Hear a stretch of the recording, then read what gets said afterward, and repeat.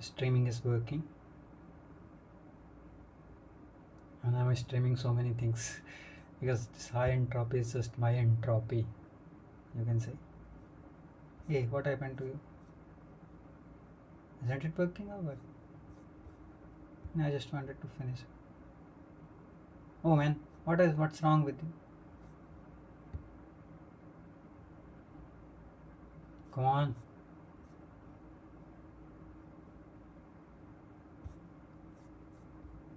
Let me see it again.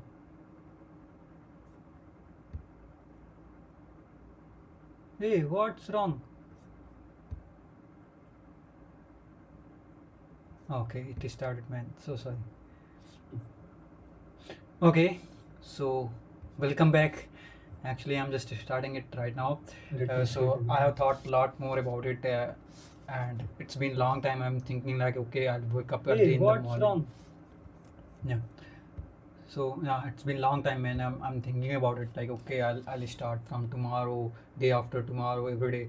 I used to think, okay, maybe I'll wake up early in the morning, but it's not happening. I always noticed, and nowadays I'm following a pattern of like I'll sleep at least 7 to 8 hours, and today I was sleeping for 10 hours, more than 10 hours. Like I targeted like I'll wake up early, but it never happens. Like whatever the time every day, like let me tell you the notes. uh, so every day I'm making plan like, okay, I'll wake up this time, you can see. So here I'm keeping like what is in my control, like I can't control result, what is going to happen and all things. And every day I'm keeping my target is like wake up, and I never ever try. Like it's been more than like 10, 20 days, 30 days. I watched a video there, she was telling like, okay, you should do this every day. If it feels repetitive, then also do this. Not about this about what you is in your control, what is not in your control. So I'm following it, and I really appreciate the about it. Like I'm at least I'm pretty consistent about it. But the thing is, things are not in my control, or I'm not doing what I wanted to. And I, from the people's experiences, I heard like, okay, uh, so many places I saw like, either you work hard, like you can, right now you should work hard, or you have to work hard your whole life. Okay, you can see the laborers around you, like if they haven't worked, I won't say like it's everything is going to be in your favor, but at least if you are doing your best, then you can say proudly like, okay, if you are going to tell your story, then you won't feel regret or guilt like, okay, I haven't worked hard. So that's why I feel like, okay, now I need to drop the idea of sleeping for 8 9 hours. Maybe on weekends it will be okay, but normally I'll sleep, maybe I'll take a nap, sleep of 6 to 7 hours, 6 hours, 6.5. But yeah, definitely I'll take at least 6 hours of sleep without any disturbance. And so today I'm targeting like I'll stream till 3, and I'm gonna target like so it's my first day. So I do not want to start with something like I start with so I have to master AI now. I know in every job, like it's been long time I'm applying for jobs but not getting callbacks, and the reason for it is simple. Like at starting I was getting callbacks, but nowadays market has changed. And if your resume is simple, and my resume is really simple, like whatever I'm working, I'm just kept those details, no extra things I have added there. So it's been long time I'm avoiding the things, but now it's how to say, like if water is flowing out of your head, and maybe something like, so I don't know if it's correct proverb or saying in the English, but yeah. So it's time to upgrade your skills, and time to upgrade the skills, and not about it like I need to learn AI. And for that, what is my plan? I haven't followed. I'm not right now, I'm not following any roadmap or something like, but my plan is, first thing is like I'm gonna do a master Claude. For that there is a video, or I will watch few videos of Claude. First video definitely I'm gonna watch, there is a 6 hours of video by Ernst Lama, so I will watch that video. I'll finish it because soon I'm planning to appear for an exam like a Claude master. There is a Claude certification, so I will do that. Like maybe you can see my screen, right? Claude certification. So yeah, so I'm planning for it. Claude certified art. Yeah, this one, Claude certified architect foundation, because my company is providing this certification. So I said like, okay, I will cover. Though my manager wasn't sure like about me because my tech record is getting bad. Like I'm not able to complete the things up on the time, and actually there is some process going on. So I have to finish few more things. So she was asking me, "Are you sure you will be able to complete 2 things at a time?" I said, "Yeah, I'll complete it." So that's why I need to now. I can't avoid it. So it's not about the certification for that I'll read and I can do it. And I have one more certification, man. I have to prepare for that because it's been more than 6 months when I'm postponing it like every day. Like I already applied for it and I rescheduling. So it's now over. This is the last time I can apply for appear for it, otherwise it will be gone and the company will not provide again. so so first thing is Claude certification. So I will do it maybe uh, within next 2 weeks. I have time. Like they asked me to finish it within the 4 to 6 weeks. So yeah, it's Claude certified, not Claude certified foundation CCAF. So it's a new certification. Definitely we won't get that much resources. Yeah, they are providing the resources, but out of like if you think like you can watch videos. So I'm going through documentation or their courses they are providing. So yesterday, like day before yesterday, like on Friday, I was watching the video, not videos. I have gone through the articles and all. So today's plan is simple. I think now it's 1:21 a.m. So I have at least 1 hour 30 minutes. So I will stream till 3 a.m. and after that I'll go to bed and I'll take a big nap, not a big sleep. And yeah, so let's jump into this without wasting any time, and let's jump into the screen. And what we are going to learn. It's nothing but Ans Lama's video I am gonna watch and I learn. And now, if required, then I'll take the maybe 1 month subscription of Claude if it is needed. Otherwise, I'll see like how it's going to go. Claude code tutorial. So if you see, there are so many people who have provided the resources, but I'm just planning to watch the videos of. You can say, buddy. What is the name of that person? He is great at the Anish Lama. I don't know if you know about him, but he is the best. Like if you are watching the videos of, especially if you are data engineer or something, then you will follow. Okay, these 5 roles will grow in data domain. Man, I just want to first. Okay, one more thing. I'm just gonna not. I'm going to stream it, but yeah, it's better. Like you know why I'm streaming? The simple reason is. Because of it I'm able to at least be consistent. I feel like okay, someone is gonna watch it, maybe not today. Everyone wants to learn Claude Code in 2026 because of its growing demand. But where is the structure guide? What are the resources I need to refer? What about prerequisites? And how to start? I know. This is the situation right now. That is why I have created this complete beginner-friendly 7 hours long Claude Code masterclass for you, where you will learn Claude versus Claude Code architecture, Claude Code agentic tools, Claude.md file, building customized skills in Claude Code, plugins and marketplace, building sub-agents in Claude Code, attaching hooks for. Okay, before I start, I just wanted to tell you like why I want to start with Claude instead of learning the fundamentals of machine learning and all. So I read somewhere like first, not somewhere, but in the Atomic Habits, like if you wanted to start something, first make it like it should be part of your life, or you should make it habitual, and for that it should be like a smooth landing. You know, a smooth landing. Like first time, like during the Chandrayaan 2, it failed, and Chandrayaan 3 we were successful. So smooth landing in the same sense, I am saying like I want to learn AI. So it is best approach. Like if first I'll see the glimpse of products that are already in the market, and then you will learn the what is happening behind that. So it is like first you have to build the curiosity why you wanted to do something, right? It's best like that's why I read somewhere like not I heard a news where it was like their district magistrate, what he did, he he installed a few telescopes in the school so that the students or the kids, when they will see the big like via telescope, when they will see what we say, um, celestial bodies, or what we say. So yeah, they will say sun and moon and all other things from the telescope. Then they will generate it will generate curiosity in them to know more about it, and then they will learn more about it. So that's why curiosity is important. So first I wanted to start with Claude. Automation, connecting MCP Tools that servers are with Claude available. Code, local MCP servers and hosted MCP servers, and much more. I literally covered everything that you need to know as a developer with respect to Claude Code. The beauty of this course is cool hand-drawn doodle visuals which help you understand complex concepts with ease. And not just this, all of the notes, all of the code files, all of the resources as well that we are going to follow in this particular course will be provided to you for free. In short, you will start this masterclass as a total beginner who doesn't even know the meaning of Claude, and you will end up becoming a confident, industry-ready Claude Code developer. And I'm serious. I have literally put my heart while creating this amazing Claude Code masterclass. So if you want to support my hard work, simply hit the subscribe button right now and just write I love Claude Code in the comment section, and let's get started. So what's up, my fam? Happy Sunday and welcome to this amazing Claude Code masterclass. I know you are very excited to learn Claude Code because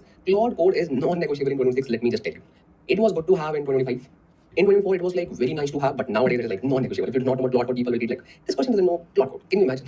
Do not worry, Aslam is here, and I will just tell you everything in Claude Code that I know personally. Okay? Because Claude Code has so many things. And as I just mentioned, I have also added the recent upgrades in the Claude Code that just happened last week. So all of these upgrades will be covered in this video as well. And before wasting your time, I just want to tell you the prerequisites because prerequisites are very important for this video. What should you know? Very basic Python language, and that's it. Very basic. How to print, how to do this thing, and that's it. Because Claude Code is totally a different thing. We work with LLMs, we work with tools, but when you know some basic programming language, very basics, then you can just understand what's going on behind the scenes. Because this course is not just showing you how to make LLM calls, how to get the response, not at all. We're gonna level up really quick. But yes, we'll start from scratch. That means you do not need any prior knowledge in Claude. You do not need to know what is Anthropic. You do not need to know what is Claude. You do not need to know what are Claude LLMs. You do not need to know what are Claude code. What are the tools available? What is Claude desktop application? Anything. You do not need to know anything related to Claude. Just basic Python language is more than enough. Perfect. Now let's quickly see the agenda of this video. Agenda of this video is very simple. You are a total beginner. Even if you know some things, I would say, bro, this video has covered so much of things. So do not feel like I already know MCPs. I already know about Claude Code. So this video for me. Obviously yes. So if you are a beginner, yes, I am assuming that you are a beginner. So this video will make you a confident Claude Code developer. You will be able to integrate Claude Code in your day-to-day activities. If you are a developer in any domain, data domain, software domain, any domain, you can integrate Claude Code, and I will just show you how you can use Claude Code. Because once you understand Claude Code, how does it behave? You can just use it anywhere. In your day-to-day activities, in your anything system. Okay, simple. Very good. So this is the entire agenda of this particular video. And yes, as I just mentioned, I will be using amazing, cool graphics for this particular illustration so that you can understand the concepts. And see, not just understanding, it's also about retaining the information in your memory. And when you just learn from these graphics, from these live illustrations, not like pre-built illustrations, and not just diagrams which are available in the official documentation, you will actually understand the flow. So that is why I thought like, why not to just create our own illustrations instead of just referring to the documentation. Yes, we'll be referring to the documentation whenever it is needed for syntax, for definitions, but yeah, for understanding point of view, we will be just using these cool graphics. Okay, and let me just give you a quick sneak peek about our working directory that we have built in this course. So we'll be just building entire thing from scratch. You can see agents, you can see agent memory, hooks, skills, Claude.md, setting.json, whatever we have built here will be built from scratch, and everything is available in my GitHub repo as well. You can just clone it, but you would not require to clone it because I will explain you everything, so you can just build it on your own as well. Simple. Okay, very good. Now next, agenda is clear. Everything is clear. So now what? Now before proceeding, I will just take a few minutes just to congratulate the people, my people who have just cracked their offer letters from their dream job, and they're really happy. So I want to just highlight the success of my fam. So congratulations to all of these people. Wow. List is very long, and I want this list to be very long, right? Okay, so yes, if you also want to just succeed in data engineering domain, especially, and I would say AI data engineering domain, just hit the subscribe button right now because this particular channel will help you a lot to grow in this domain because this channel publishes all of the in-demand content. So let's get started with our Claude Code masterclass. First of all, Inshallah, what is Claude Code and what is Claude? What is Claude models? Because everywhere we go, we see Claude, and there's like new name for Claude and something. And you know what? You need to understand the difference between all of these major components, and then only you will understand Claude Code in detail. Common sense, right? So I will assume that you have never ever heard this word called Claude Code. Okay. Can I just make this assumption? Even if you have heard, it's good. But let's say you even haven't heard about Claude, okay, ever. So everything was started just a few years ago. So everything was started with something called as Claude. Now what is Claude? Claude is nothing but, you can say, a component, a product by a company called Anthropic. Okay. So everything was actually started with Anthropic. Okay. Simple. So Anthropic. And if you have not heard about Anthropic, it's fine. It's totally fine. And I will just tell you what is Anthropic as well. So Anthropic is basically, you can say, another AI company that is like booming right now, similar to OpenAI, which has like LLM models, large language models. But those models are very compatible for the coding. Very compatible. Coding and day-to-day activities. Other than just doing the research work, those models can do a lot of research as well, but the major and primary goal is like coding side more. Okay. So Anthropic has some models. Anthropic has some what? Models. Very good. What kind of models? Let's talk about Claude as well for now. So first of all, they launched some models. So let's say they have a model called, they have basically 3 types of models. So first is Haiku. Where is my font? Okay. So first is Haiku. So this is first type of LLM model that they have. Okay, this is the smallest one. Smallest means like not very small as compared to other 2 categories. But Haiku is also very powerful because Anthropic is Anthropic, man, and you will get to know a lot of things. And I think you already know because I see your love already on the, you can say, promotions for Anthropic, Claude, whatever. So haiku is the first type of category, you can say. And the second category is sonnet, which is my personal favorite because sonnet is the balanced approach. Not very small, not very parametric high, perfect for all the work. So my personal favorite is sonnet. Okay. And then we have one more type, which is like very, very, very optimized models, which are actually very, very good. Okay. And these are called opus. Perfect. So this is the paradigm of Anthropic. And they came up with these three major models, or basically these three categories, basically. Okay. These three categories, 1, 2, and 3. Now, Anshulama, where is Claude in between this? Okay, very good question. So Anthropic came up with this particular paradigm, haiku, sonnet, opus. And even if I just go to any browser, and if I just search, let's say, Anthropic models, you will see all of the models will be based on these three names. Where is the models? Model. So Claude 4.6, where are the models, bro? We need models. Oh yeah. So currently they have Opus 4.6, Sonnet, Haiku, Opus 4.6, Sonnet, Haiku 4.5, and whatever. So they have all of these different variants, but all of the models are based on these three categories: Haiku, Sonnet, Opus. Haiku is the smallest one, Sonnet is the balanced one, Opus is the biggest one. Simple. Now, Claude came up into the picture because all of the model used the name called Claude. Claude Haiku, Claude Sonnet, Claude Opus. Similar to OpenAI. OpenAI is the parent company. But all the models start with GPT, GPT-4, GPT 5.2, Codex, GPT-5, like this. So similarly, Anthropic is the parent company, and all of the models start with Claude, Claude Haiku, Claude Sonnet, Claude Opus. So this was the beginning point of Claude. Make sense? So I can put Claude in between this, because Claude is nothing but just the term that they use. Simple. Okay. Okay. So is this a Claude code? Bro, hold on. This is not Claude code. This is just the Claude paradigm. Okay. We need to learn step by step everything. Okay. So perfect. Let me just remove this. Yeah, so I hope you understood this. Simple. So this is your Claude. Now, when they made these models, obviously we who developers, we were able to use Claude models through API calls. We were able to integrate the Claude models in our chatbots. All of these things are happening where we were just making API calls, we were getting the response back. Perfect. Now, they thought that OpenAI has a chatbot. Obviously, it's called ChatGPT. So they thought we should also create our, you can say, chatbot where people can directly access our models and they can just get the answers back in return. Like day-to-day Q&A, day-to-day research, day-to-day questions, anything, right? So they came up with this concept called Claude Desktop. Claude Desktop. So this is the application that they created, or basically with a wrapper they created on top of Claude, on top of their Claude models. So they're saying bring Claude to your desktop. Simple, very good. So you can just download in Windows, Mac, Windows ARM. So this is the Q&A version. Like basically you can simply ask the question similar to ChatGPT. If I open ChatGPT, so this is what? This is just a wrapper. This is just a front-end application built on top of what? The models. Which models? GPT-4, GPT-5, GPT-4.1, whatever. Simple. So Claude Desktop came up with this solution called Claude Desktop application. There's a web version available for it, but people love using it on their local desktop. Why? Because it is very, very powerful and very easy to use. So they just think like we can directly download the application. Because when you download the application, now you will know the Claude code as well and so on. So that is very powerful. So people love using it on their desktop. I have already downloaded it on my desktop, so I also love using it on my desktop. Simple. So don't worry, I will just ask you to download it, but not now. I want to explain a lot of things before that. Perfect. So now this is our Claude Desktop. So this was the first part of it, like Claude Desktop. After these models, okay, they launched something called as Claude, let's say, Desktop app. Simple. This was created. Okay, perfect. Simple. So now we have app. Now we can do what? With this app, we can, let's say you are a user. If you have any question, you can say, hey, what is the syntax of this particular code? Hey, what is the, you can say, I'm facing this error, can you please solve it for me? Whatever you want to ask. So you can literally go to any Claude model. Let's say you picked, let's say this model. This is one of the Claude model. And you simply pick, let's say, Haiku 4.5. Simple. So you pick this model. And what is this model? Just you can say the LLM, and then you will get the response back. Simple. This is the flow. Simple. Claude Desktop application. This is the sole reason behind building the application. But then something great happened. What? Now something happened, and you already know the answer. Claude code. Now you already understood what is Claude, like what is the beginning point of Claude, and what is Claude Desktop. Now you can understand the Claude Desktop. Now you were able to access this Claude application. Okay, you were asking, hey, what is? Let's say I'm asking questions like this. Let me just open my Claude code. Okay, I will just tell you how you can also download it. Don't worry at all. So this is my Claude code. Or not Claude code, just Claude Desktop, and 2 free version. It is not a paid or upgraded version, okay? And you do not need that. Like you can get that, but we will just talk about that in the video as well. So now this is my Claude Desktop application. Okay, so I can literally ask anything. I will simply say, bro, I am facing an error while writing my PySpark code. So I will just give this prompt, and I will get a response. Simple, very good. Now I was also asking some questions related to my desktop application, or you can say desktop work. Let's say I want to copy all of my just ignore this MCP server because I was building an MCP. So I want to copy all of my let's say files to a destination folder, but only the, let's say, CSV files. I asked this thing, okay, and I can take the model. So I can take, let's say, Haiku is the smaller version. By the way, I'm using 3 versions, so let's use 4.6 to save the tokens, right? We are not paying for it for now. So let's say CSV files. So I just literally So I have got a response. What is the response? I would be happy to help you copy only CSV file to a destination folder. Could you provide a few details? What are the source, destination, folder paths? So I can just give them as well. Like source path is this, destination path is this, and you already know the answer. Like what will be the answer? It will give me the step-by-step implementation. Anjalamba, the same thing we can do with ChatGPT as well. Exactly. That's why there's no difference between Claude Desktop and ChatGPT for now. Okay, for now. Okay. Now what happened?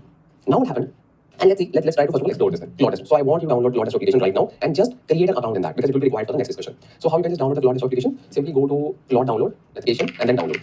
And then you can click and then you just need to sign in like normal small thing because these are your free version, use Claude for free, pro version and max version. So now the thing is for now you just need to get the use Claude for free. When we'll be just working and learning about Claude code, then it will be your choice if you want to go for pro version or for the API version. What is API version? API version means like you just create the API and use it like the other models. So it's not very special thing that you are hearing for the first time. But for now you don't want to do it now. Simply go for Claude for free. Simple. Because okay, and you can just ignore this thing. Why? Because I was just building some MCPs. So it is saying ask me anything and I understand. Okay, I understand. So this is my very first chat. So I can say oh man, I just created this new concept for you so that you can see this thing as a new thing. And let me just delete this MCP for now. And yeah, so this is the very first chat that it will just generate for you.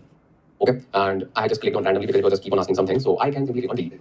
Simple. So this is the home page where you can see the Claude code. Simple. So here this is the chat version and these are all of the models that you can use. In the free version you can use Haiku and Sonnet.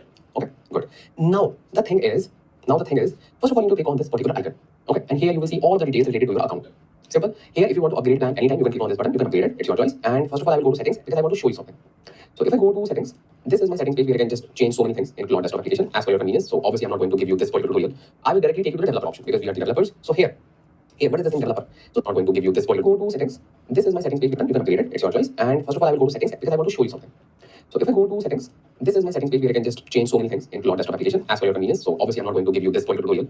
I will directly take you to the developer option because we are the developers. So here, what is the thing developer? So this is the area that we will be using when we will be working with Claude Core and we'll be building MCPs. And if you don't know what MCPs, don't worry, but I'm so sure that you would have heard about this word MCP. So I'm just giving you the hint that we'll be just building MCPs as well. So don't need to worry. So for now, I can simply click on delete. And why this is failing? This is failing because I have not turned on my MCP server because I'm running MCP locally. So that is why it is just like giving this RC. It's running on my local host and it is like turned off right now.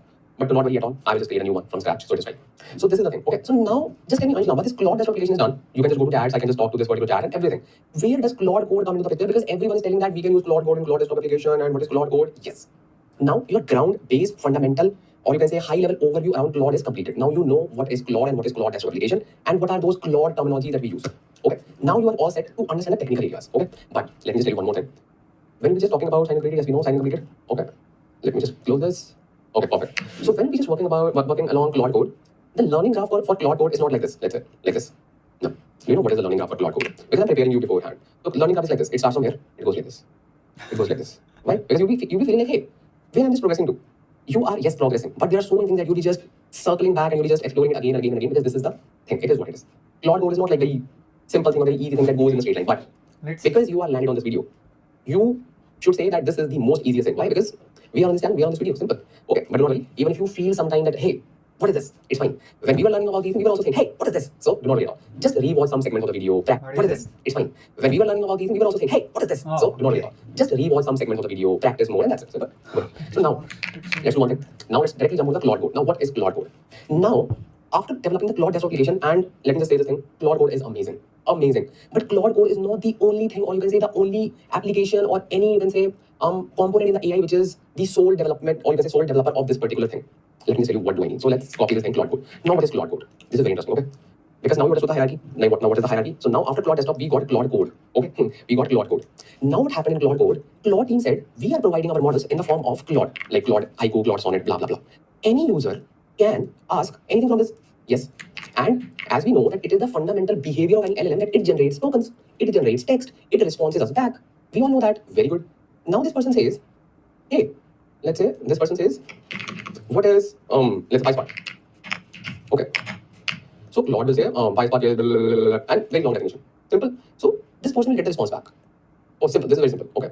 Perfect. Now if this person says, Claude, just please create a PySpark script for me. What? What did he say? Create a PySpark script for me. Who are you? Who are you? If you want to ask me something, if you want to ask me for any code, feel free to do that. I will provide you the code. But now you are asking me to create a PySpark script for you. This is one step ahead. Because Claude can generate the code. Simple. Claude can generate the code. Claude cannot generate a file. Claude cannot generate a script for you. It can generate the code only. But now you are saying, create a PySpark script for me.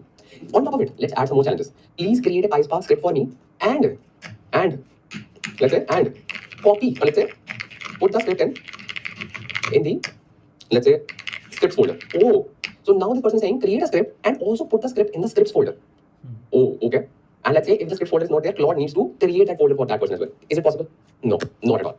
LLM is just a model which responds us. That's it. Can ChatGPT do this thing? Obviously not. Gemini, no one can do this thing. But now, let me just say that it can do this thing. What? Yes, that's what Claude code is. So now what will happen is Claude is LLM.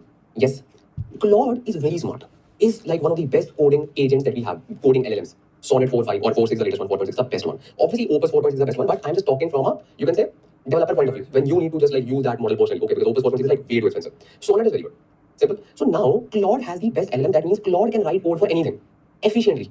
Now what Claude team did, Claude team created some tools. What? Tools. Okay. Tool 1. Okay. Tool like this. Tool like this.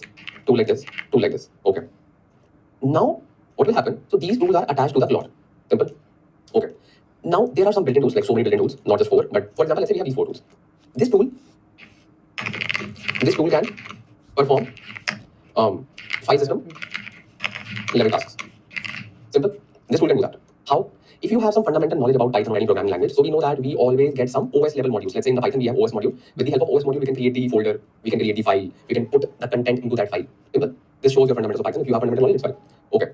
Now this is fine. Okay, this is fine. This tool can perform that task. Similarly, there are some tools which can, let's say, access your website or all of these things. But let's keep it very simple. So let's say this tool is there, which can perform those things. So when Claude needs to perform any task related to file system, related to that person's, you can say file system, folder, files, whatever, Claude LLM will generate the code and it will hand over that code to tool. Basically, it will make it a tool call.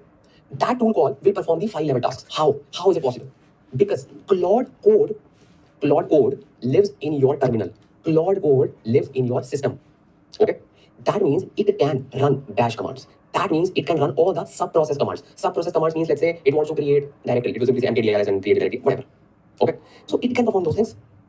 That is why Claude code cannot be accessed on the web. It can only be accessed on the terminal. Wherever we have the terminal, wherever we can execute the commands. Make sense? Make sense? So that is why Claude has created these amazing tools, like next level tools. Okay. And these tools are actually performing those tasks and they are leveraging the LLM model under the hood. This is your Claude code. When they combine this Claude model with these tools, it becomes Claude code.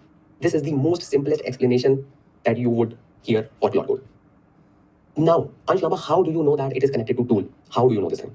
Because see, if you have developed some, or if you have some basic knowledge about agentic AI, how agentic AI behave, if you have worked with LangGraph, LangGraph is not like very agentic, but let's say LangGraph, if you have developed those agents, you would know that it is not magic. You can do the same thing by yourself. And don't worry, I will also show you my light version of Claude code. I have just created just for this tutorial how you can even create your own Claude code. You don't need to depend on Claude code. But obviously, Claude code is very efficient. Claude code is like very, you can say, well written by the team, dedicated team. And I have just written the code in just like a few minutes just to demonstrate that this is something that we can also build. It is not out of the box. It is not like a black box. We do not know what is going inside and we do not know what is coming outside. No, everything is predicted. Everything is like very simple. Very simple. Just a tool call. Simple. So this is Claude code under the hood. Simple. Now, if we want to work with Claude code, we need to install these tools, right? Install these tools. Where are these tools? Because obviously we do not need to download the model. LLM is like hosted on their servers, right? And we just use that server using the API or subscription. But we need to download these tools because these tools will live on our system. Okay. Now comes the point that we need to download the Claude code.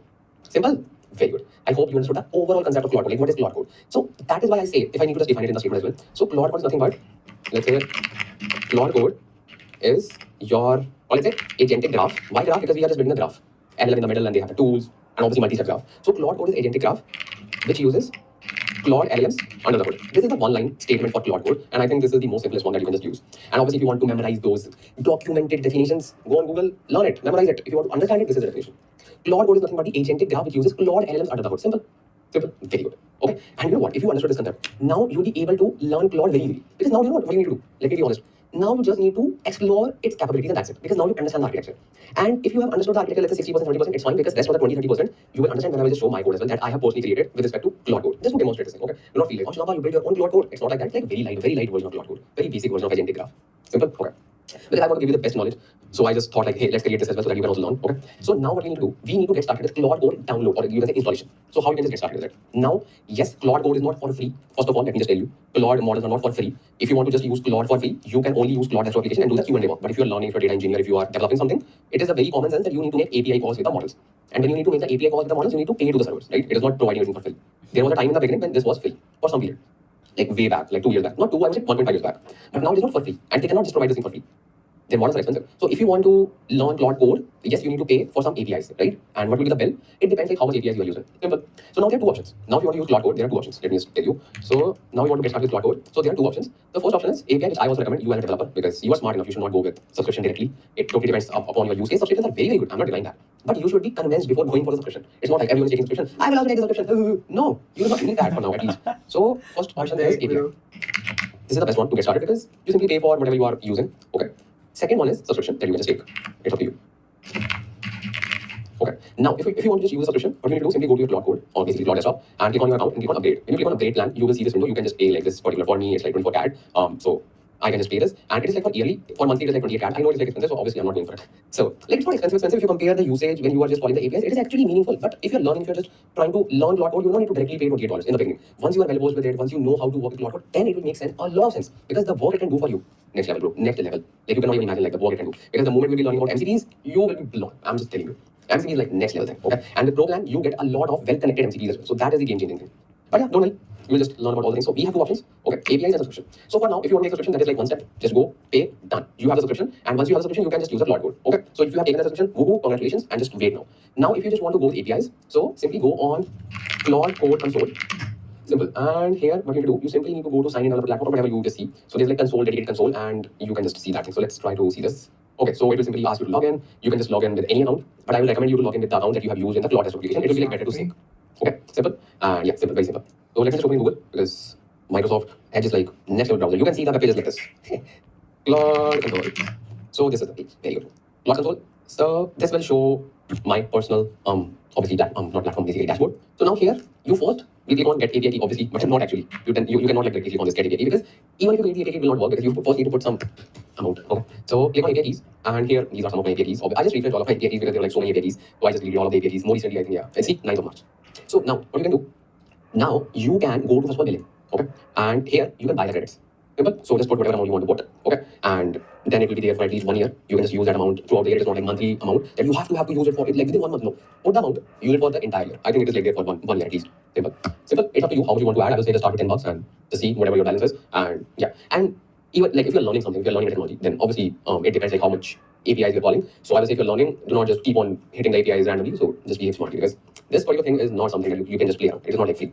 So this is the link, just add some bucks. When you have some amount here, then you can just go to the API keys. Then what you can do, simply go to API keys and then click on create key. Once you have the amount, okay, click on create key and then you can pick the workspace and name your key. You can just put any name, let's say LMAPI or your beautiful name underscore API, whatever. Okay. And then that's it. Simple. By the way, you do not need to create an API key because when you install Claude code, it will automatically create the Claude code key, as you can see in my case. Why there are two Claude code keys? Because there are two areas where I use Claude code. One is with VS Code and one is through my terminal. I love using in both areas. So that's why you are seeing that I use this and I use two areas where I API key because when you install Claude, your beautiful name underscore API, whatever. Okay. And then that's it. Simple. By the way, you do not need to create an API key because when you install Claude code, it will automatically create the Claude code key, as you can see in my case. Why there are two Claude code keys? Because there are two areas where I use Claude code. One is with VS Code and one is through my terminal. I love using in both areas. So that's why you are seeing that I use this because there are two areas where I use Claude code. One is with VS Code and one is through my terminal. I love using in both areas. So that's why you are seeing that I use this.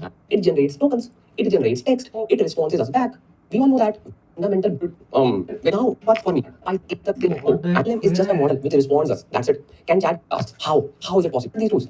Because obviously we don't need to download the model. LLM is like hosted on their servers. The first option is API, which I also recommend you as a developer because you just refresh all of my APIs because there are like so many APIs. So I just deleted all of the APIs. More recently, I think, yeah. Let's see, 9th of March. So now what you can do? Now you can go to first of all billing. Okay. And here you can buy the credits. Simple. So just put whatever amount you want to put. Okay. And then it will be there for at least 1 year. You can just use that amount throughout the year. It is not like monthly amount that you have to use it for it like within 1 month. No. Put the amount, use it for the entire year. I think it is like there for one year at least. Simple. Simple. It's up to you how much you want to add. I will say just start with $10 and just see whatever your balance is. And yeah. And even like if you're learning something, if you're learning technology, then obviously it depends like how much APIs you're calling. So you can just play around. It is not like free. So this is the link, just add some bucks. When you have some amount here, then you can just go to the API keys. Then what you can do, simply go to API keys and then click on create key. Once you have the amount, okay, click on create key and then you can pick the workspace and name your key. You can just put any name, let's say LLMAPI or your beautiful name underscore API, whatever. Okay. And then that's it. Simple. By the way, you do not need to create an API key because when you install Claude code, it will automatically create the Claude code key, as you can see in my case. Why there are two Claude code keys? Because there are two areas where I use Claude code. One is with VS Code and one is through my terminal. I love using in both areas. So that's why you are seeing two Claude code keys because there are two areas where I use Claude code. One is with VS Code and one is through my terminal. I love using in both areas. So that's why you are seeing that I use this and I use it never. Okay, simple. So just create Claude code key. You can just name it and then it's up to you. So now what we need to do, we have the key ready. That means we can get started with the Claude code installation. Simple. So now you need to download Claude Code on your desktop. It is a kind of, you can say, package that you download. It is a kind of, you can say, package, or you can say graph that you're downloading on your system, so that you can just use those tools. Basically, you're downloading the tools. Simple. So how to download Claude Code? Let's say you have the API ready, you are all set up. Okay. Now go to Claude Code, and then you can say Claude Code download. Simple. Or you can say Claude Code documentation. Because meanwhile, you will also explore some documentation. So Claude Code overview. And here in the getting started, you have overview. So in the get started, you will see terminal. If you want to download it through terminal, you can just use this command, or let me just find that particular command for you. So if you are on Windows, okay, let's talk about Windows because I personally use Windows. So if you are on Windows, you just need to open your PowerShell. PowerShell, okay, not CMD, not command prompt, PowerShell, and you need to run this command. IRM https claude.ai and blah blah blah. And if you open CMD, by any chance you do not have access to PowerShell or whatever, you can run this command to download the Claude Code. Now you're downloading those tools. Remember, Claude Code, very good. Then if you are on Mac OS or let's say Linux, okay, or even if you have WSL installed in your Windows, okay, then you can also use this command, simple Claude command, and that's it. Okay, so this is like native installation. Then if you have Homebrew, you can just use this thing. If you have Winget for obviously Windows, but I would recommend you download through this particular link. So this is the best place to download the thing. And how did I access this thing? Simply search Claude Code documentation and go to overview. Then you will see this thing as the first thing. Get started. Simple, very good. And do not go to VS Code, application. No, these are something else. You are downloading the Claude Code. Okay, okay, makes sense. Very good. So I have opened one AWS EC2 instance just for you because I have already downloaded Claude Code on my system. So I do not want you to miss any steps. So I thought, like, let's create a fresh EC2 instance for Windows and let's try to download Claude Code from scratch so that you will also see all the steps from scratch. Simple. See how much I love this data community. Yes, a lot. Wow. So let me grab the command. So this is the command that I have. So I will simply run it on CMD, let's say. Okay. And let me just open CMD here. So this is a very fresh EC2 instance, like not very fresh, but it's fine. So let me just run this command and let's hit enter, and now let's wait. So it will download or install that Claude Code. This machine is not like very quick, so I can expect some of the delay because I think it has very few RAM. Not very few, it has like 4 GB of RAM, so it's fine. So now you can see like setting up Claude Code and installing Claude Code native build latest. So it will install Claude Code. It can take some time because it is like big file. I'm not sure. Oh, native installation exists. Okay, so maybe I would have downloaded it, no worry at all. But yeah, set up .native. So when did I install it? I just downloaded this, like I just created this just like few days back. Okay. Maybe, I don't know. So, okay, this is installed. Any other will be installed as well. So, let me just close this terminal. Let me just open a new terminal. So, we need to confirm as well, right, that our Claude is installed. So, you can now simply run the command called Claude, and that's it, and hit enter. So, to say Claude is not recognized as an internal or external command, that means our Claude is not actually downloaded. Makes sense. So, now what we can do? We can simply confirm like what is happening. Let me just go and open a new terminal. So, I just ran the command again because I didn't read this step, which is like very important. So, it's saying that we have installed Claude Code on your system, and it exists there. See, now whenever we run the Claude command, obviously it will look for the executable, like where I need to execute command. So, that path is not added in my user system, or you can say environment variables.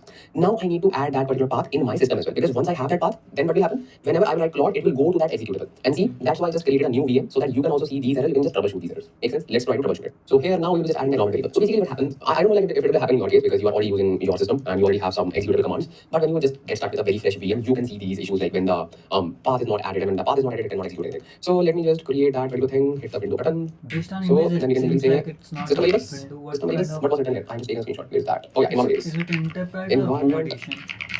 Variables. Okay.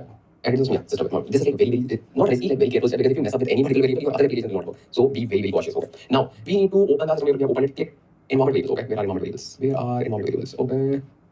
Oh, yeah, environment variables. So now, oh, here's the path. And you know what? This is the same thing that we install when we install any application. Let's say we are installing Python. But Python is very nice because we are downloading Python using the UI. So it already prompts us, hey, do you want to add this path? We say, yeah. So this is exactly that thing. But we didn't add anything. That's why we did not have anything.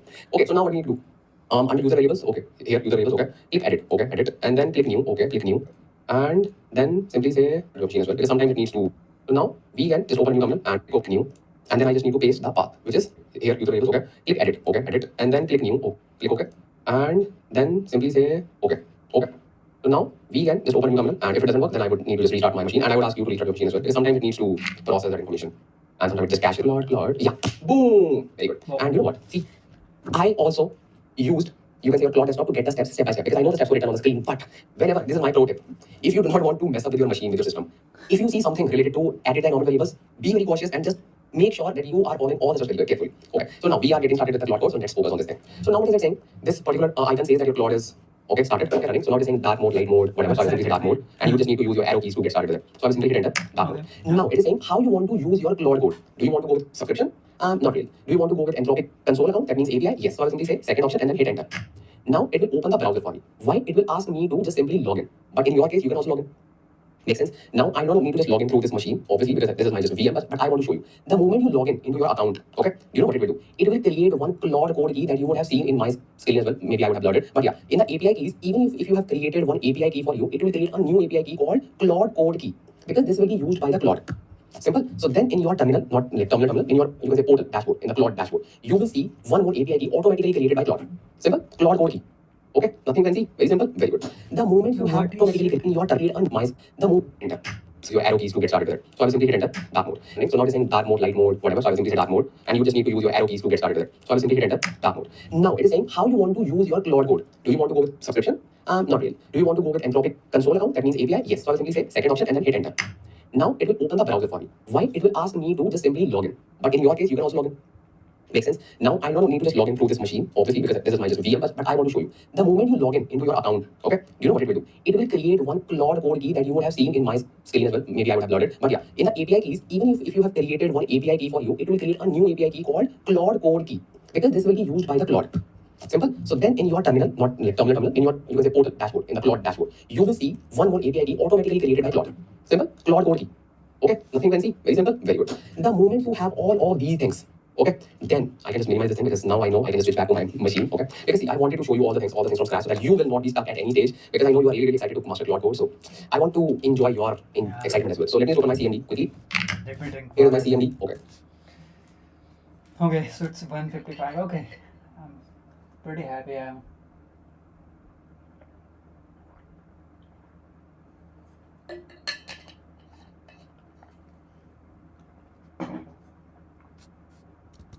So now I will simply search Claude. So in my case, it is already, you can say, verified. It is already, it has already created the API key. Simple. Okay. So the moment you will create the API key, not you, basically, Claude code. Once you have the Claude code key in your account, simply close the terminal and open a new terminal, or maybe restart the machine. Okay. Then write Claude, and then you will see the thing. So what is the thing? Now it is asking that I want to perform some things in your terminal. Do you trust me? I will say yeah, I trust this folder. Okay. Hit enter. Hit enter. Perfect. So this is a Claude. Okay. Now you can see that every information is written here. I am using Haiku 4.5 model. I am using API usage billing, and I am using my, you can say, account name or workspace name here. Simple. And this is the terminal location. That means you can open Claude code in any terminal. And don't worry, we'll be just opening this thing now in VS Code because that is the best thing we can do as developers. So now, Anshulamba, you are using Haiku 4.5 and you are asking us, or you can say you have assigned us Sonnet 4.5. See, I have not assigned. By default, it takes the Sonnet 4.5. But you can just change the model. How? You can run a command. Let me just increase the size. So this is a command. This is called like slash commands. So you can 4.5. But you can just change the model. How you are asking us, or you can say you have assigned us Sonnet 4.5. See, I have not assigned. By default, it takes the Sonnet 4.5. But you can just change the model. How? You can run a command. Let me just increase the size. So this is a command. This is called like slash commands. So you can simply say slash and then model. Okay, and then hit enter. Then you can just pick any model. So I want to pick, let's say, default is like recommended. That means it will simply take 4.6. And there's a like cost written. And this cost is like for 1 million tokens. So Sonnet is like $6 for 1 million token for input and $22 for 1 million tokens. 1 million tokens is like a big deal. Okay. Then we have Opus model, which is the most performant model that we have. And then we have Opus 1 million text. This is like a little bit like more expensive. Then Haiku is the most cheapest one. $1 for like 1 million token and $5 for just like 1 million output tokens. So I have picked Haiku. You can also pick Haiku. Happy. Good. Now, Anshulamba, let's say we are using API. And in the middle, I want to, let's say, jump onto subscription because I love subscription because I want to use a lot of things. Okay. Then you can simply say login, hit enter, and then you will see the same thing again, subscription console, and just do whatever you want. Let's say we are just like 1 million output tokens. So I have picked Haiku. You can also.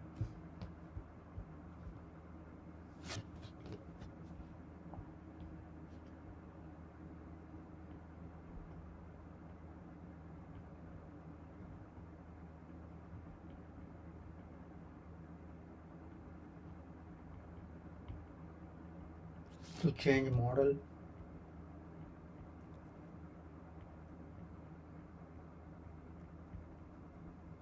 Slash model.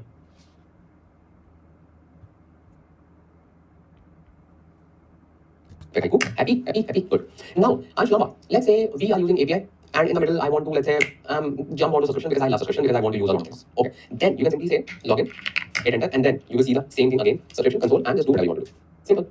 And if you just want to escape, simply say escape to cancel. And now if you just want to exit from this particular code, simply say backslash exit. It will say bye. Simple. One and six, it's fine. So, oh, I'm on CMD, not on PowerShell. So, okay, this is your command prompt. Simple.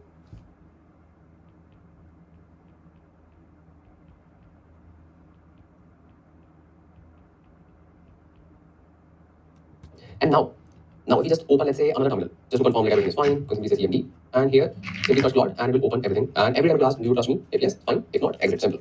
So this is your Claude code installation, and I hope that you are able to download Claude code. And if not, I would say just follow the steps that I have just mentioned from scratch. Okay, I have literally created a fresh VM just for you so that you can get started with the Claude code. Because I know some of you can face those path level errors, so that's why I created those VMs. And I hope your Claude code is installed. Simple, very good. So now let's talk about the developer toolkit. So now obviously we'll be just writing a lot of code and we'll be just implementing Claude code in so many examples. So yes, we can access everything through terminal, but it is not a very good practice because being a developer, we can access everything through terminal. But even when we want to access terminal, we should not directly open command prompt or like let's say PowerShell. We should open the terminal through a kind of code editor. Okay, so here you would need one code editor of your choice. I will recommend using VS Code. If you do not have VS Code, then you can use it. But so yes, we some of you can face those path level errors, so that's why I created those VMs. And I hope your Claude code is installed. Simple, very good. So now let's talk about the developer toolkit. So now obviously we'll be just writing a lot of code and we'll be just implementing Claude code in so many examples. So yes, we can access everything through terminal, but it is not a very good practice because being a developer, we can access everything through terminal. But even when we want to access terminal, we should not directly open command prompt or like let's say PowerShell. We should open the terminal through a kind of code editor. Okay, so here you will need one code editor of your choice. I will recommend using VS Code. If you do not have VS Code, then you can use Anti-Gravity, you can use your PyCharm, whatever. But VS Code is the recommended one because we have some native support. We have Claude code extension within VS Code, so it will be like better to install it there. Okay, so VS Code, and then you should have Python installed on your system because you'll be just using some Python related tasks as well in the Claude code. So just make sure that you have VS Code editor installed, and I would recommend you to go with it. If not, it's fine. You can use any code editor. Second one is Python, and I would assume that you know how to download this thing. Simply go on Google, search VS Code download it. Go on Google, search Python, download it, and make sure that Python is like Python's path is already added in the environment variables. And you don't need to do it manually. You just need to install it, and in the beginning you will see that checkbox. That's it. So we just need these two things, and that's it. It's more than enough for this particular course, this particular tutorial. So okay. So once you have all of those things, let me just open my terminal as well. Let's say my VS Code as well. So let me just open it. So this is my VS Code, and in your case it can be a little bit different because you would have your own themes applied in your system. So yeah, this is it. And this is our VS Code editor, and I have opened one empty folder as you can see called Claude code. You can also create one empty folder, but just make sure it doesn't have anything else because we are starting everything from scratch. And just create an empty folder and just open it. And if you would not know how to do it, it's very simple. Go to File and go to Open Folder. And then just pick any empty folder that you want to pick for this particular project because this will be our working directory, right? Very good. Now, first thing first, you need to open the terminal. So I will simply open the terminal. You can press Control Shift and backtick, or you can go to three dots and go to I think View, not View, Terminal. Yeah, New Terminal. Yeah, I always use a shortcut. You can also use shortcut. It's fine. So this will just open one PowerShell for me. And fourth thing that I need to just do is pip install UV. Why? Because nowadays we do not use pip as a package manager. We always use UV, and I can simply use like download UV. I already have UV, but in your case, it will be downloaded.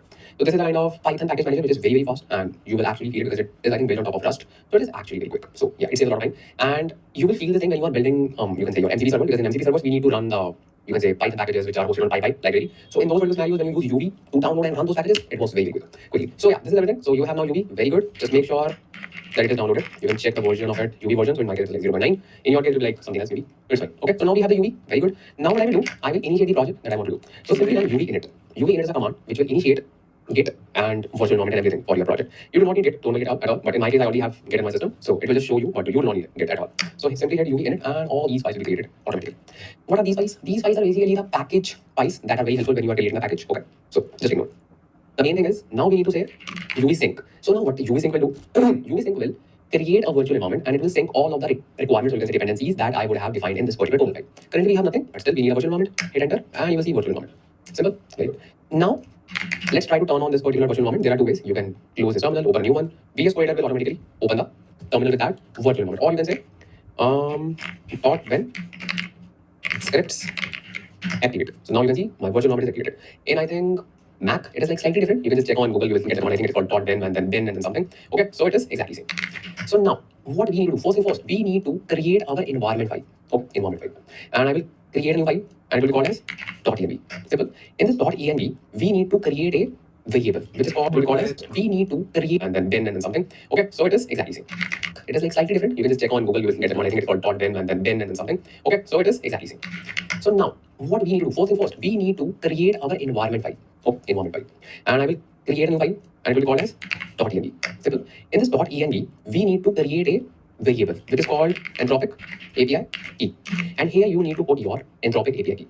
Now, you do not need to copy the Claude code key because you cannot see that API because it is already created. You need a fresh API key. Simple. So just go to your platform for Anthropic, for Claude, where you created the API key. Just go there and paste the API key here in the .env file. Okay, so here you can simply see your Anthropic API key here. Simple. Okay, but I will just replace this file with my original API key. Let me just do it right now. So this is my API key, and you can see that I have pasted it here. And now I don't need to worry about this API key at all. Why? Because I will be directly importing this environment variable into my scripts, and that is the recommended approach whenever we deal with the API keys. Okay, very good. Instead of hard coding it in our files. So first of all, I want to show you the normal LLM call that we make with any Anthropic LLM model and how Claude code makes the difference. Simple. Okay, so let me just LLM call that we make with, very good, instead of hard coding it in our files. So first of all, I want to show you the normal LLM call that we make with any Anthropic LLM model and how Claude code makes the difference. Simple. Okay, so let me just create one file and let me just say LLM call. Okay, and I will simply add .ipynb. This is a kind of Jupyter notebook or you can say IPython kernel format. Here, it will also prompt us to download the IPy kernel. If you get that prompt, simply say okay. Okay, so let me take the kernel first of all. I will simply say Python environment, yes. And it is saying why it is not showing me the virtual environment. Why? Okay, let's try to run any command and then it will maybe recommend us. No worries at all. Because it should show us existing data server, no Python environments. Then it's, let me just restart it. Let me open a new terminal, call it create something. Okay, so now what we need to do, we want to make an LLM call with Anthropic, okay? So in order to run anything with any LLM, or if you want to make any LLM call, the best way, or you can say easiest way, is using LangChain for it. Obviously, we are not learning LangChain, but I'm simply using the library to make a quick LLM call. Because yes, you can create one client with Anthropic, which will take some time, and which is not a recommended approach as well. Because if you want to use multiple LLMs, then you should always use a library, agentic library, let's say LangChain Langgraph. Okay, so first of all, I'll go to a terminal. I will say uv add LangChain and then Anthropic. Okay, and then it will simply add all the things that we have. And if you just go to .env, you should see all of the things here. And not in the scripts, in the library. So Anthropic. So now it has all of the things that it needs. So now what we need to do, simply say, let me just turn on the code. Okay. So now you can say, let me just try switching the kernel, Python environments. Oh, it displays our Claude code environment and then it instantly hides that. Why? Let me just click here. Not actually, let me just refresh this VS terminal. Let me just see what's wrong. So I have simply refreshed my VS Code editor, and sometimes it behaves like this, it's fine. So now let me just try running Python environments. See, what's wrong with you, bro? And let me just hit the refresh button from here. Oh yeah, finally. Oh man, so now our, you can say Claude code is here, and Claude code 3.12, yeah, perfect. Now our version 1 is selected. So now what we will do, we simply need to write from LangChain Anthropic, import chat Anthropic. Simple. So this is one kind of, you can say, class that we use to make any LLM call with the Anthropic models, any model. Simple. So now what I will do, I will simply load my environment file, which is this one, right? Because I have the API key here. And if I want to make any LLM call to the Anthropic model, I have to use my environment file to fetch the environment variable. So for that, I would need to add one more package, and the package name is .env from Python. So I will simply say uv add .env. Perfect. And here I can write from .env, load .env, and then I simply run the function, load .env, and done. And now to say install kernel, yes, install the kernel, please. I will install all of the packages for IPy kernel, and that's it. Good. So now this cell is running. 1 minute.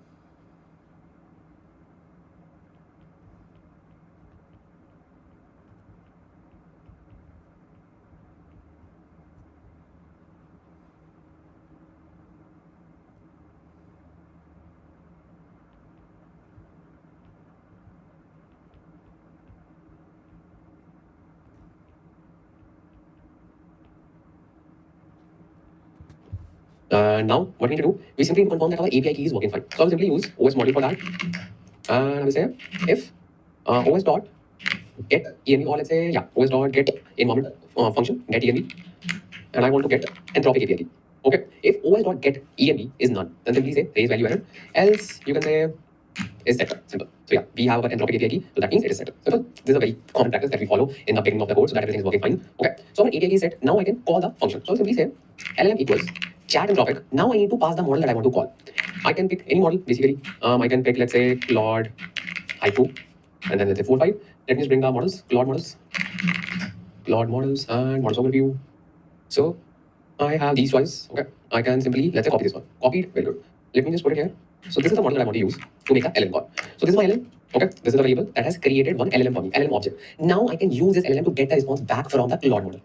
Simple. So I can simply ask anything. Let's say I want to ask, give me the code to create a pandas data frame. Simple. Okay, with 3 columns and 5 rows. Simple. So I will simply run this thing and I will get the response back from the LLM. Simple. So here I can see AI message content equals to blah blah blah. Let me just make it more structured. So I'll simply say response equals to this, response dot content. Simple.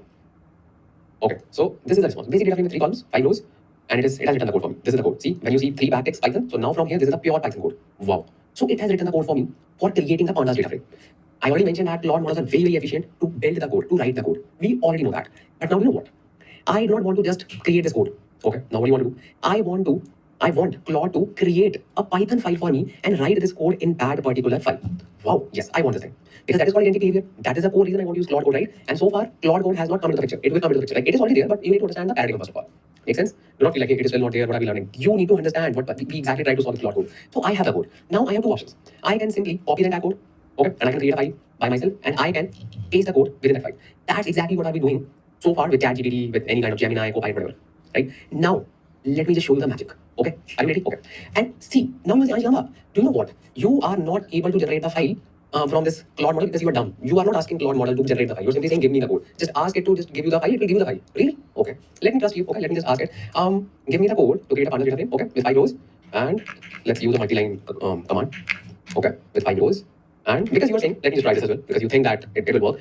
Please also generate a Python file to store the code. Okay, simple. Please, let me just add one more, please. Simple, let me just run this now. Let's wait if it can create the file. So here's the code to create the pandas data frame. So it has again written the code, exact code. See, the entire code is here. Simple. It has not generated the file even if I have requested it to create the file. It cannot. And you know the reason? Because your fundamentals are already done. That's why I just showed you and just talked about all the fundamentals in the beginning. Because now you can relate it better. Now you don't need to understand it again, right? So now let's see what will happen. So now we know that these are the normal API calls that we make, okay, to get our work done. And the same thing is happening in ChatGPT and whatever. Now you need to go to extensions here, this square button. In my case, it is at the top. In your case, it will be on the left hand side. So just click on extensions, and now you need to use the extension called Claude. Why? See, you can use Claude in the terminal for sure, but this extension is a better way to use Claude. Why? Because you can just work with it in a chat-friendly manner because you are already familiar with chat-based or basically chat-bot style agentic behavior. So it will feel very much familiar. Simple. So let's install that extension, and only I'll just show you the terminal as well. It's very simple. So simply search Claude, and this is the official with 6.4 million downloads. So simply click on install, and this Claude is installed. And where is that? Where is the extension? So you will see this new icon called Claude Code. This is the Claude Code extension for VS Code. Now you need to configure it obviously. So simply click on this. And now, in my case, it is already configured because I just uninstalled it just to show you how to download it because it just use the cached credentials and it's done. In your case, it will ask for the login. Which login? Exactly the same login that you have already done in the terminal. Subscription-based, API console, or the third one is like totally different. So simply pick the console-based if you are using API. Simply pick console-based if you are using API. It will take you to the account, simple, and it will create another Claude code key. And now in that case, you'll be having 2 Claude code keys. It's fine. So what will happen? Whenever you will use this extension, it will use as that Claude code key. If you will use it directly in the terminal, it will use a different Claude code key. It's fine. It's totally fine. I also have 2 Claude code keys. It's fine. Okay. So let's say you are also reached at this particular stage. See, this is exactly the same chat application that you use, right? So that's why I'm just recommending it to use so that you do not need to feel like, hey, why do we need to work in terminal? Some people do not like it. Simple. So here, what is the thing? Very simple. Very similar to ChatGPT. All of your past conversation will be here. If you want to delete them, you can delete it. So first of all, here's the thing. Here you will get the option in Claude Code that how I need to behave. Who I Claude Code. So I have enabled one feature called ask before edits. That means Claude cannot edit my code base automatically. It will take my approval, which is a very good thing. Whenever you're working on a critical project, you should enable this feature. Ask before edits. Simple. What are the other options available? Let me show you. Edit automatically. That means it will automatically edit everything. Okay. And plan mode. Plan mode is for the tasks which you know that it should plan. Why? If you are just performing a multi-step operation, and when you know that each step is very, very important, so you should always go with the plan mode. So what it will do? Claude will explore the code first of all, and then present a plan, entire plan in front of you before doing anything. It is a very important feature when you are asking Claude Code to build a very huge code, so that you do not waste the tokens. For example, let's say you randomly asked it to do something, right? Generate the code. You got the code and you didn't like it. So obviously now your tokens are gone, right? It has generated the code and you are paying for it. So whenever you want to work like this, you should always plan. You should always ask it to first give me the plan. If I want any changes in the plan, I can make the changes in the plan. Then it will edit the code and then it will generate the code. Simple. But just for a simple example, we can go with ask before edits. These are like for small tasks. When you're simply giving 1 to 2 tasks and you know like this, like just 1 to 2 tasks, so you don't need a plan for it, right? But plan mode is very important. Good. Simple. Very good. Now what is the thing? Code. This is just the, you can say context. Now Claude, the benefit of Claude Code is it uses the entire code base as a context. But if you want to provide more context, or if you want to ask Claude Code, then I am asking my questions related to the current file, put more focus on the current file, then you can just put here the file, and I didn't put it manually. If the file is open and the same file is open on the left hand side, and then I open the Claude Code, it will automatically put that file in the code. Simple. So far so good. Very good. Now behind this face, this Ansh Lamba face, there's a button to attach the files. Okay, this button is called attach something. Let's say upload from computer, add context. Let's say you want to add some screenshots. Maybe you are seeing some errors. Yes, Claude is very smart. It can extract the text from the screenshots and it can process that information as well. Wow. Yes. So you can even add some context from your own computer as well, which is not a part of this code base, but yes, it can be a part of the other folders or anything. Very good. Now at the end, you will see the command menu, which is the slash. So you don't need to worry about that because all the commands can be done here. So now this area, this is your area where you write everything.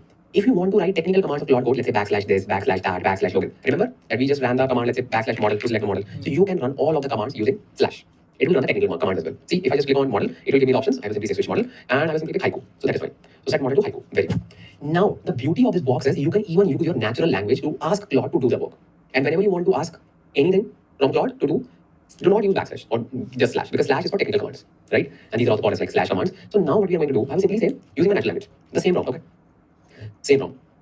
So I will put the same prompt and you will see the magic. I have put the command, okay? Let me just remove the unnecessary space. I know like it has some optimization techniques which replaces the space with null, but why take risk, right? Because our API is attached to it. Okay, so let's hit enter. Boom. Now you will see thinking, skewing, whatever, blah blah blah blah. Boom, something happened. Something happened in our code base. So now it has literally written the code for me using my code base. It has not saved the file. See, I have also got the option allow write to my C drive, Claude code, which is the folder, and then the name of the file. If I say yes, only then this file will be saved. Otherwise, it won't save it. This is the power of ask before edits. Simple. If I say yes, allow all edit this session, that means you can edit all of the file and you do not need to ask for it, but which is not a good thing. So I will say yes. Boom.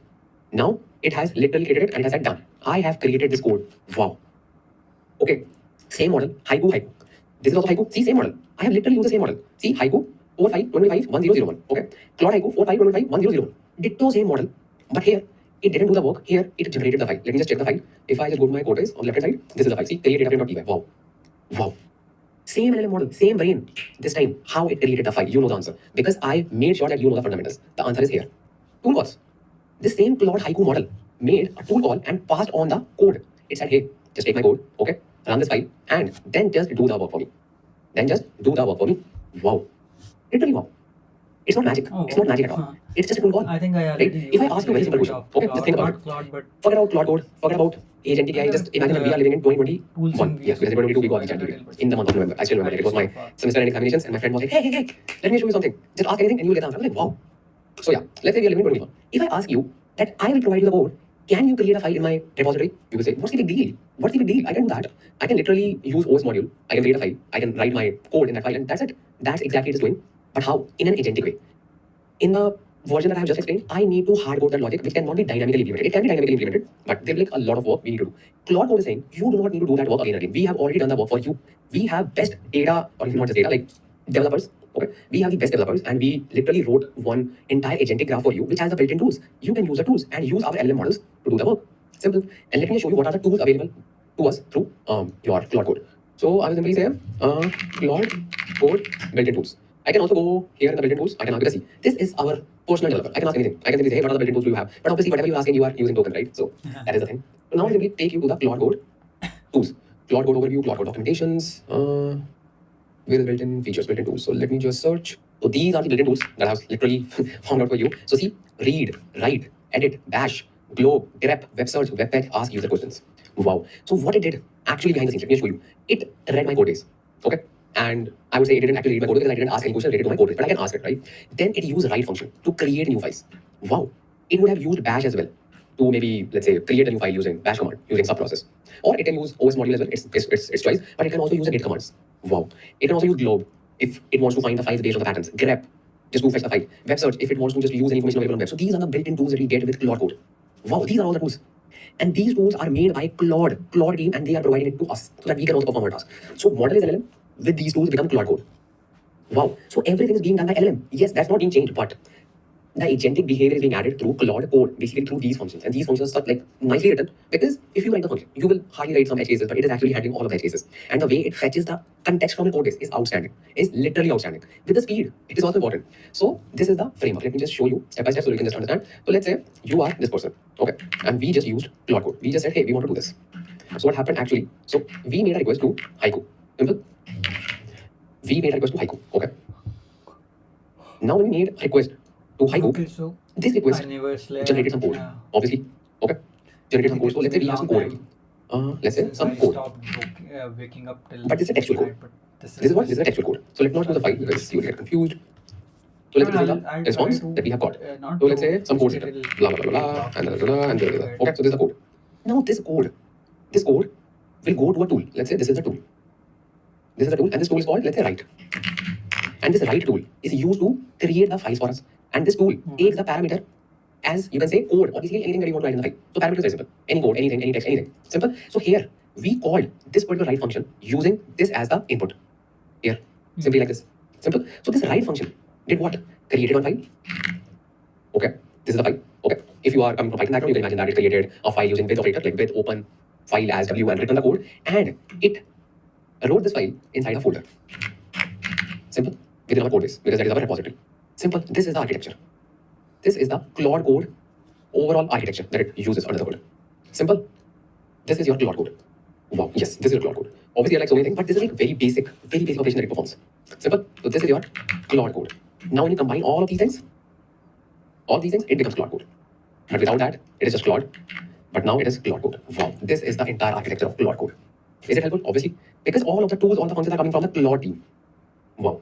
Now let me show you. I have also created a very similar light version of Claude code where I will also ask the same thing and it will create a file for me. Let me show you that code as well. So this is my very light version of Claude code. Do not make a fun. Okay, I've just literally created this student because this is like very light version. I just want to show you that it is just like tool calling and that's it. Okay. So I have just obviously using LangChain because that is one of the best libraries, or you can say packages, or you can say framework that you can just use for agentic solutions.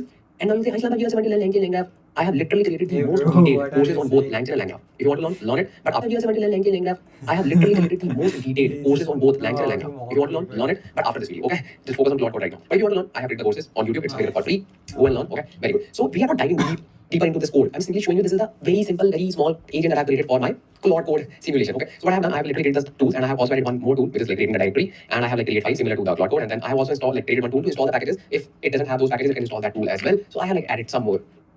Just kidding. Claude can perform all the things. I love Claude code, and Claude code has all of the tools available. It can literally perform all of the things using subprocessor and all. But yeah, I have literally used a very small subset of it. Okay. So now what I will do, I will perform complex tasks.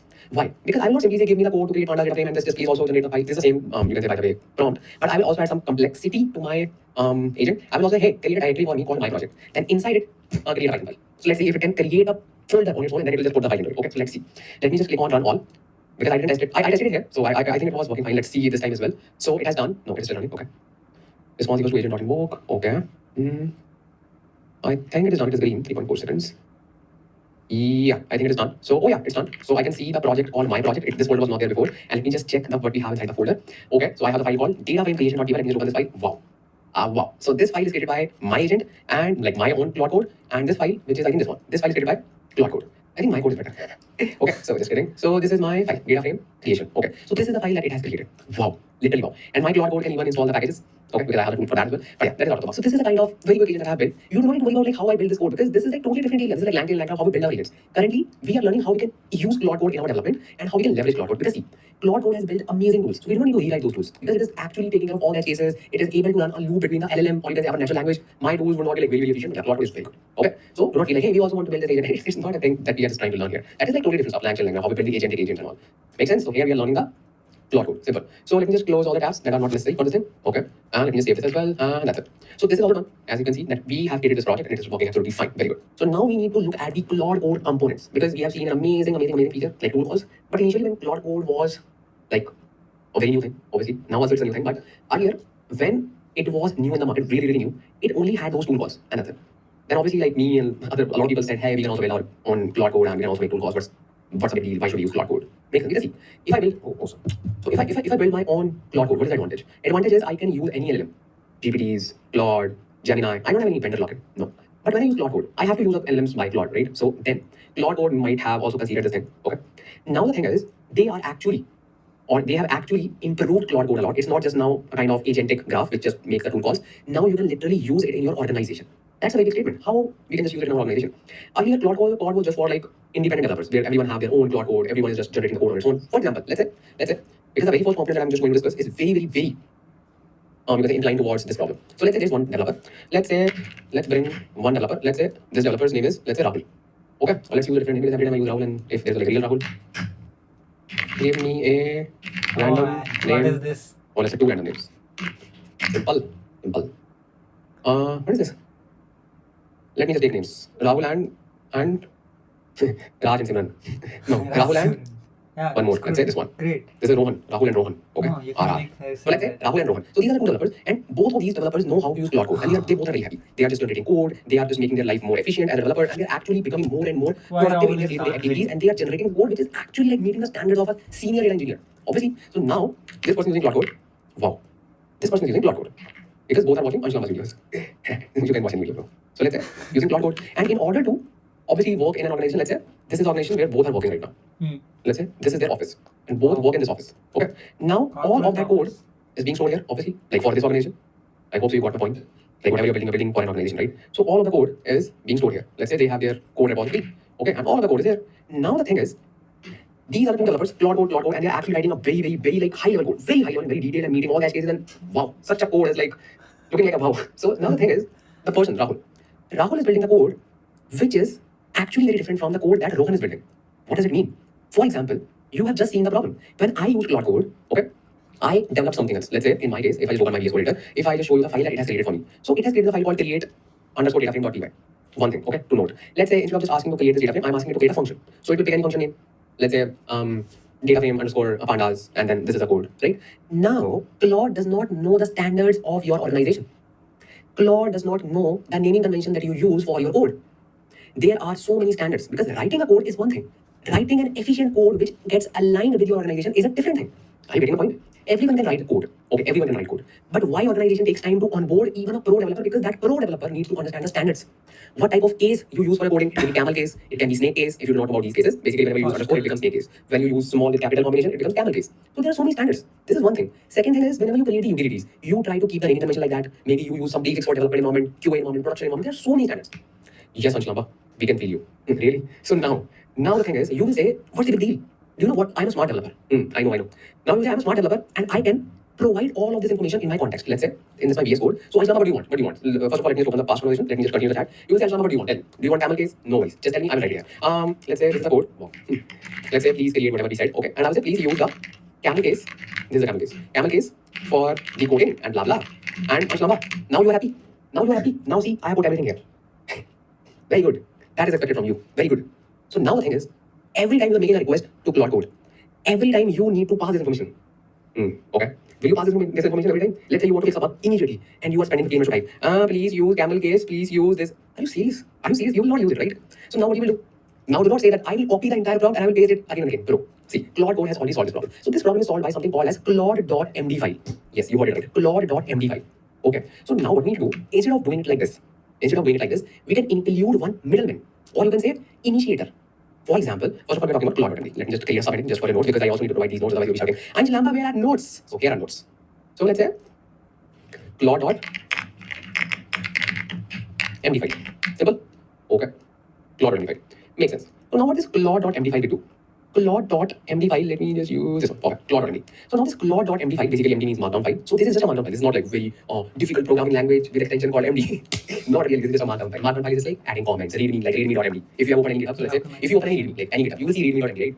Common sense. So this is exactly the same. This is a readme for Claude. So every time, it will execute any command. It will, who it means Claude. Claude will always look for this particular file in your working directory. Why?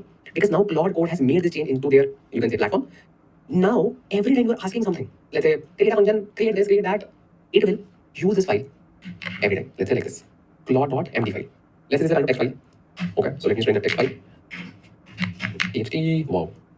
So let's say this is a kind of MD file. Claude.md. Simple. So this is the file that you create at your root directory. Remember root directory. Now what will happen? Whenever this person is just asking anything, by default, it will always read everything that is written in the file. Okay, everything by default. You don't need to mention, hey, please read the Claude.md, please, because I do not have time to write everything again and again. No, it will automatically read that file every time. So if you say create a function, Claude Code will say, yes, I will create a function, but I will first of all read the Claude.md. Now in the Claude.md, you will write everything about all the standards. Use camel case, always let's say create a commit for every change you make, because some people like creating more and more commits, right, in the working directory. Use this particular file notation, always add comments like this, always do this, like all of the standards that you want to create for your organization, and it's totally subjective to the organization. Simple. You cannot just like keep on using different Claude files. Claude.md. No, not at all. Simple. So now how you can just work with that thing? Let me show you. So now Claude.md should reside in your let me just close it. Should reside yeah. Claude.md file should reside in your root directory here. So let me just click on this blank canvas. Let me say Claude.md. Simple. Claude.md. But Claude has literally created a special directory called .claude. Here you can literally put everything which is related to the Claude, so that you do not need to mix the files. Okay. So what I can do, I can literally get a new folder called .claude, and I can move this file into this directory. So every time my Claude will go to this folder .claude and it will read everything which is there. You will literally create a special directory. MD file should reside in your let me just close it. Should reside yeah. Claude.md file should reside in your root directory here. So let me just click on this blank canvas. Let me say Claude.md. Simple. Claude.md. But Claude has literally created a special directory called .claude. Here you can literally put everything which is related to the Claude, so that you do not need to mix the files. Okay. So what I can do, I can literally get a new folder called Claude, and I can move this file into this directory. So every time my Claude will go to this folder .claude and it will read everything which is there. Not everything, but like especially Claude.md5. Now in this Claude.md5, which is empty file for now, I can literally put anything. For example, I can say coding, you can say guideline, and I can put all the points.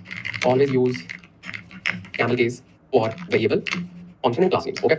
Use descriptive names that clearly indicate the purpose of variable, because some coding tools will randomly generate A, B, C, D. What is this A, B, C, D? Use productive names. Use names which are like, easy to understand, like what exactly you're trying to do. Coding is not just like coding. Now, coding like the one can understand it, even if the person doesn't know the coding. Keep functions small and focus on single task, because some coding tools randomly generate like very edge case specific function, and they literally put all the focus on the edge cases. Okay, something you do not need that, right? So this way you can provide all of the guidelines that you want in your Claude. Simple. Very good. Now, obviously, let me show you the professional one of the Claude.md5 in the demo. I can also go on Google just to search what are the good Claude.md5s. I can also open the official documentation, the Claude.md5, like how it should like look like. I can literally go here, Claude code, and it go to, let's say, extend Claude code. Yeah, perfect. So here we have Claude.md5. So let's read some of the best practice, because there's nothing wrong in right here. There's nothing wrong in right. You can literally write anything. It's your description. It's your demand. It's your standards. There's nothing wrong in right here.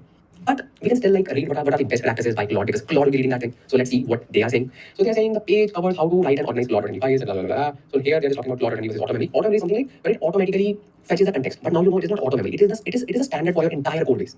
Simple. And as you can see, it is loaded into every session. Session means every chat session. So in every chat session, it will load that particular Claude.md every time. Simple. Very good. Scope. What is the scope? Project for sure, but organization as well. Wow. Yes.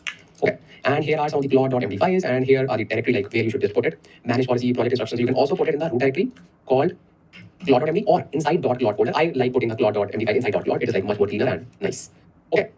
And they are just simply putting everything like size target under 200 lines. That means you should not write more than 200 lines. Why? Because when you provide too much contextual element, then also it is not a good thing. Okay. Keep it like short, brief, and meaningful. To the point information. Simple. Okay. Very good. And then you can just read some of the things that how you should just create this empty file and blah blah blah blah blah. Okay. And they're also showing like how you can just do that. And now I will use Claude desktop application to generate one Claude.md5. I will simply say I want to generate a nice formatted Claude.md5 for my Python project under 200 lines. Simple. It will give me the code, and let me just create a new chat first of all. Perfect. So now I will get this thing on the sonnet. Simple. Because it will already do the hard work for me, and I can just make the modification. I don't need to write everything from scratch. That is like you working with AI from AI. Wow.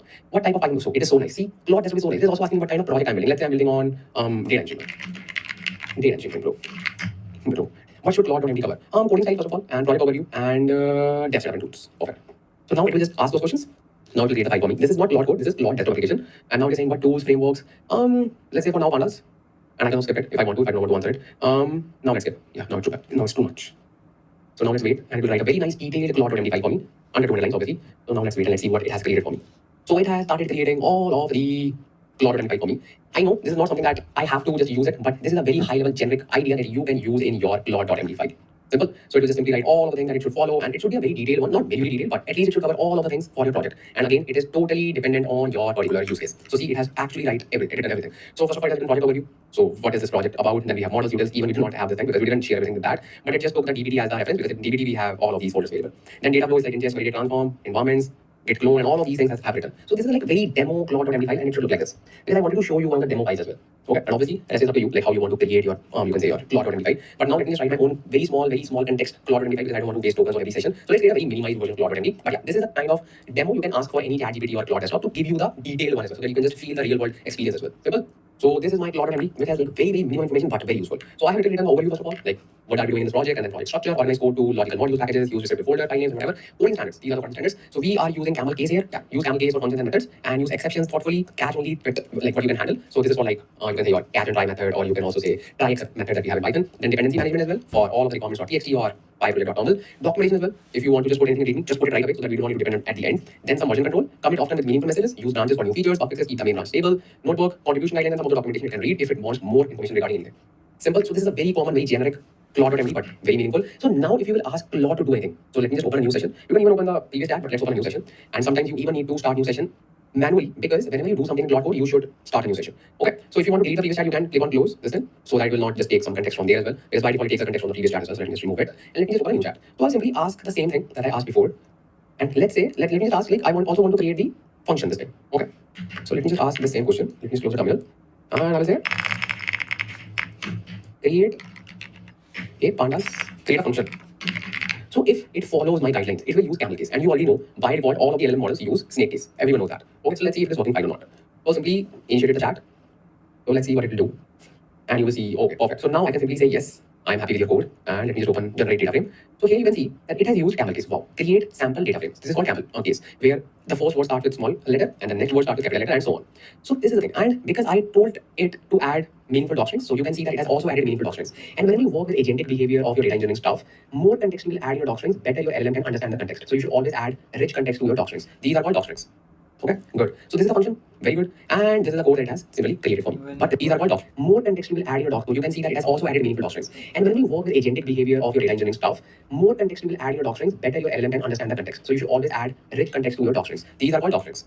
Okay, good. So this is the function, very good. And this is the code that it has simply created for me. But this thing using Claude.md. Why? Because it will read that information. And because I mentioned this thing, let's say camel case. So what if I just replace it with snake case? Okay, what will happen? What will happen? Okay, let me show you what will happen. So if I just go to this prompt and copy this, let's say, okay, so this is a new session. Let me just create a new session. No history at all. Let me just run it. This time we'll create a file with snake case. Why? It is reading my Claude.md. Simple C, create data frame. Wow. Wow. That's how it uses our Claude.md. Claude.md is like a standard. It's just for the standards and that's it. Simple. Very good. I hope you got an amazing understanding of Claude.md. So make sure that you provide to the point information in the Claude.md so that it follows some standards every time. Do not overcomplicate it. Do not put a lot of information because it will use that file as a context. And context is everything whenever you are working with APIs. Right? Good. And if you also want to see the cost for that, I will also show you how you can extract the cost. Literally, you just need to go to Claude Code and simply type /cost. Okay. If I hit enter, I will see the cost for it. Total cost. This is this because this is a new chart. So let me just click here. So if I say cost, okay, because this is like literally very less code, so it didn't actually generated million token for this. But yeah, makes sense. And you can also explore one more command which is very important. It's called context. Because when you say context, you will actually see what are the context for your code. If I hit enter, it will generate a very detailed. You can say breakdown. So this is the breakdown. So context usage. So system prompt is taking 5.9 thousand. Wow. 5.9 thousand tokens, like very less as compared to 1 million tokens. So 5.9 thousand token is called system prompt. And from where I'm getting this then? System prompt is like Claude.md. Really, yeah. Claude.md here and Claude.md or any markdown file that you would have created in your root directory. Root directory means, because see, there are two things. One is project and one is the system root, like your entire desktop, entire system. Sometimes we add some properties in the system as well so that entire system can use those properties. In my case, it is 5.9 thousand tokens, including all of the README files, all of the Claude.md files. System. So this is simple. Okay. So now the second thing is system tools. What do you mean by system tools? And why you are seeing 19,000 tokens here? Let me just tell you. So here, if I just scroll down, I have MCP tools as well. What type of MCP tools and what is MCP? You don't need to.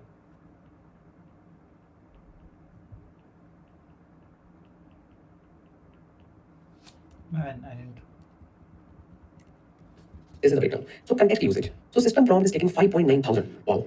5.9 thousand tokens, like very less as compared to 1 million tokens. So 5.9 thousand token is called system prompt. And from where I'm getting this then? System prompt is like Claude.md. Really, yeah.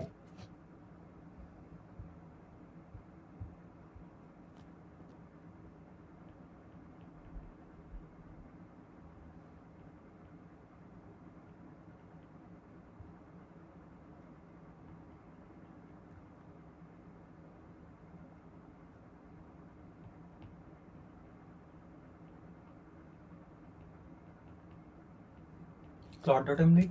Claude.md Okay. here and Claude.md or any markdown file that you would have created in your root directory. Root directory means, because see, there are two things. One is project and one is the system root, like your entire desktop, entire system.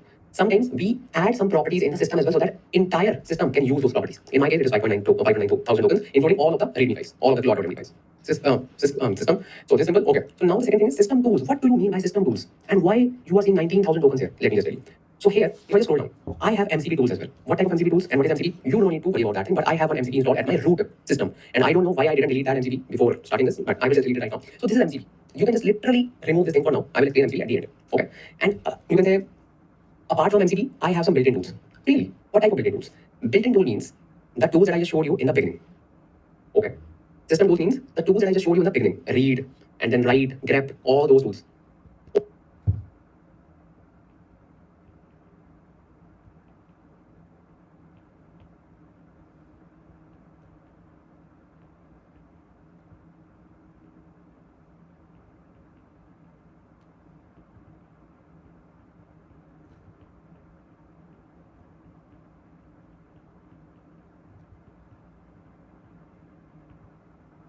Okay, makes sense. Then we have some memory files, then we have some skills.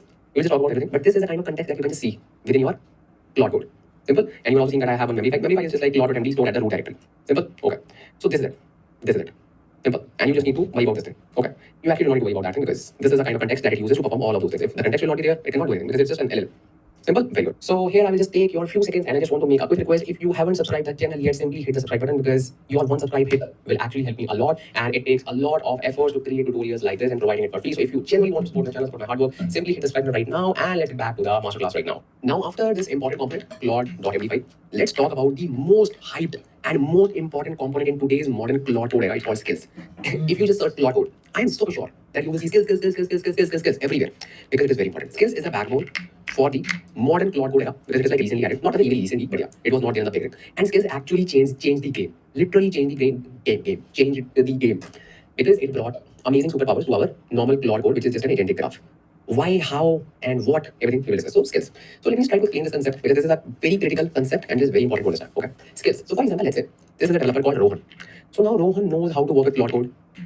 Rohan also knows that there's a Claude.md file to provide the standards. But now Rohan is, let's say, a kind of data engineer, or let's say data analyst, or let's say BI analyst, or let's say data scientist, or let's say blah, blah, blah, whatever varieties are there in the market. Okay, so let's say Rohan is one of those varieties. Now, Rohan performs some tasks on a daily basis, right? Very good. Now, Rohan wants to delegate those tasks and he does not want to perform those tasks on a daily basis. First of all, he can make mistakes. Okay. Second, he obviously needs to spend some time to do all of the work again and again. Now, Rohan wants to delegate the tasks. So, Rohan performs some variety. Rohan also knows that there's a Claude Rohan. So now Rohan knows how to work with Claude code. Rohan also knows that there's a Claude.md file to provide the standards. But now Rohan is, let's say, a kind of data engineer, or let's say data analyst, or let's say BI analyst, or let's say data scientist, or let's say blah, blah, blah, whatever varieties are there in the market. Okay, so let's say Rohan is one of those varieties. Now, Rohan performs some tasks on a daily basis, right? Very good. Now Rohan wants to delegate those tasks and he does not want to perform those tasks on a daily basis. First of all, he can make mistakes. Okay. Second, he obviously needs to spend some time to do all of the work again and again. Now Rohan wants to delegate that task and he wants Claude code to utilize it. Okay. So now what Rohan will do, Rohan will use Claude code like normal, but Rohan's Claude code is much more powerful because now Rohan's Claude code is connected to something called as skills. Okay. Skills. This is let's skill one. I know I'm feeling sleepy, man. This is skill one. It's been long. This is let's skill two. This is skill three. Not because it's these are the three skills that Rohan's Claude code has. most of the time I'm sleeping this time. Now, what will happen? And what are these skills? Skills are, let's say, the normal English word that we use for any kind of capability. Right? Let's say if I say, what are your skills? You will say, by the way, what are your skills? Just tell me in the comment section. So now skill, let's say someone will say, I can sing. Okay, this is my skill. If I just talk about the technical world, someone will say, I can write APIs better. This is my skill. Anyone can say this, right? Someone will say, I can transform the data better. I know how to transform the data. I know how to look at that lens. Someone will say, I can visualize the data better. I can make the dashboards better. Obviously, now yes, so far we have dedicated people for these things. But now that time is coming when there will be just one person performing all of these things, right? This is the AI era, and this is the item to learn all of these skills. So now, this person Rohan can build skills for each task. Let's say there's a skill for API calls. Okay, there's a person who has a very good understanding of API. Person knows how to pass tokens, how to pass behavior tokens, how to take care of credentials, how to do all of those stuff. Okay. Now there's a person who knows how to transfer data and how to convert the data, or how to migrate the data. Okay. Now there's a person who's a very good data visualizer. Okay, who builds like dashboards, like crazy, amazing dashboards. Okay.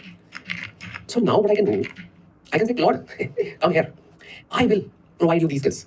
I will provide you these skills. Once you are trained on these skills, will you do the work for me? Claude will say, recharge the API, I will do the thing for you. That's it. So now, let me ask you one question. Whenever you want to learn a skill, do you spend some time? Let's say you're learning Claude code now. Are you spending some time? Yes. Once you learn the skill, do you need to spend the same time, the exact same time that you spend while learning? No. Exactly. So this term skill is exactly the representation of that particular paradigm. So what will happen? We, developers, spend a dedicated time to create very detailed skills.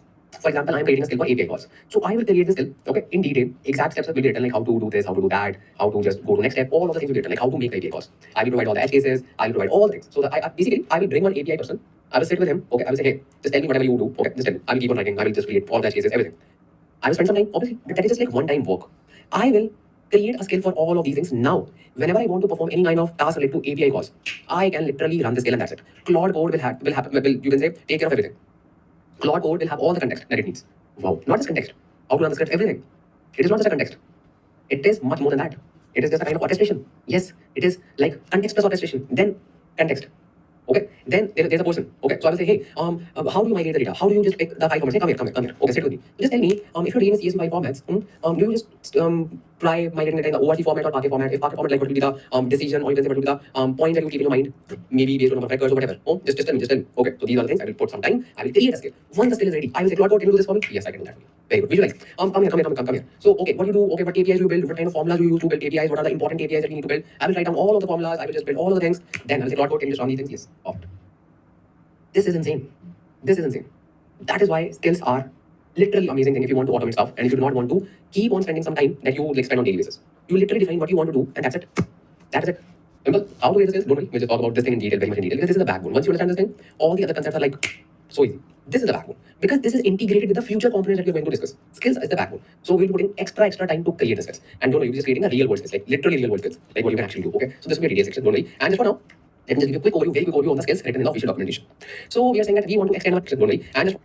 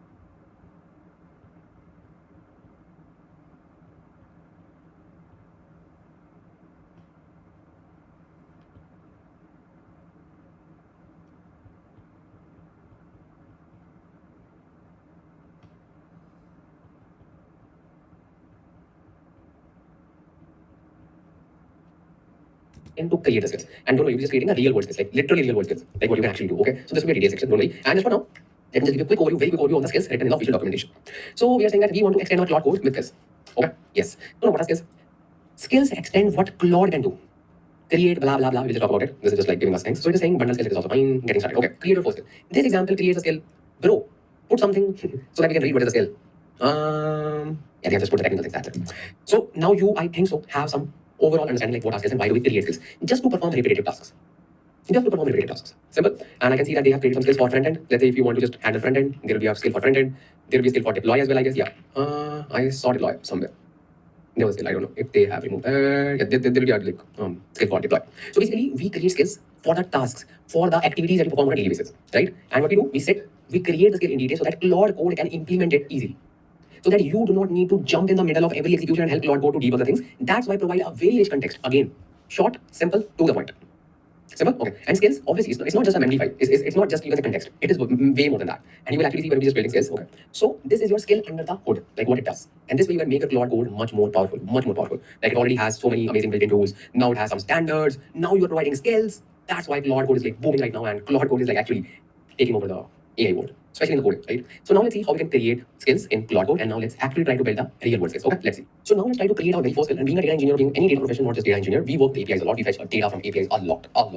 So now what we do, let's try to create a simple skill to fetch the data. This is our very first skill. Okay, that we're just trying to create it.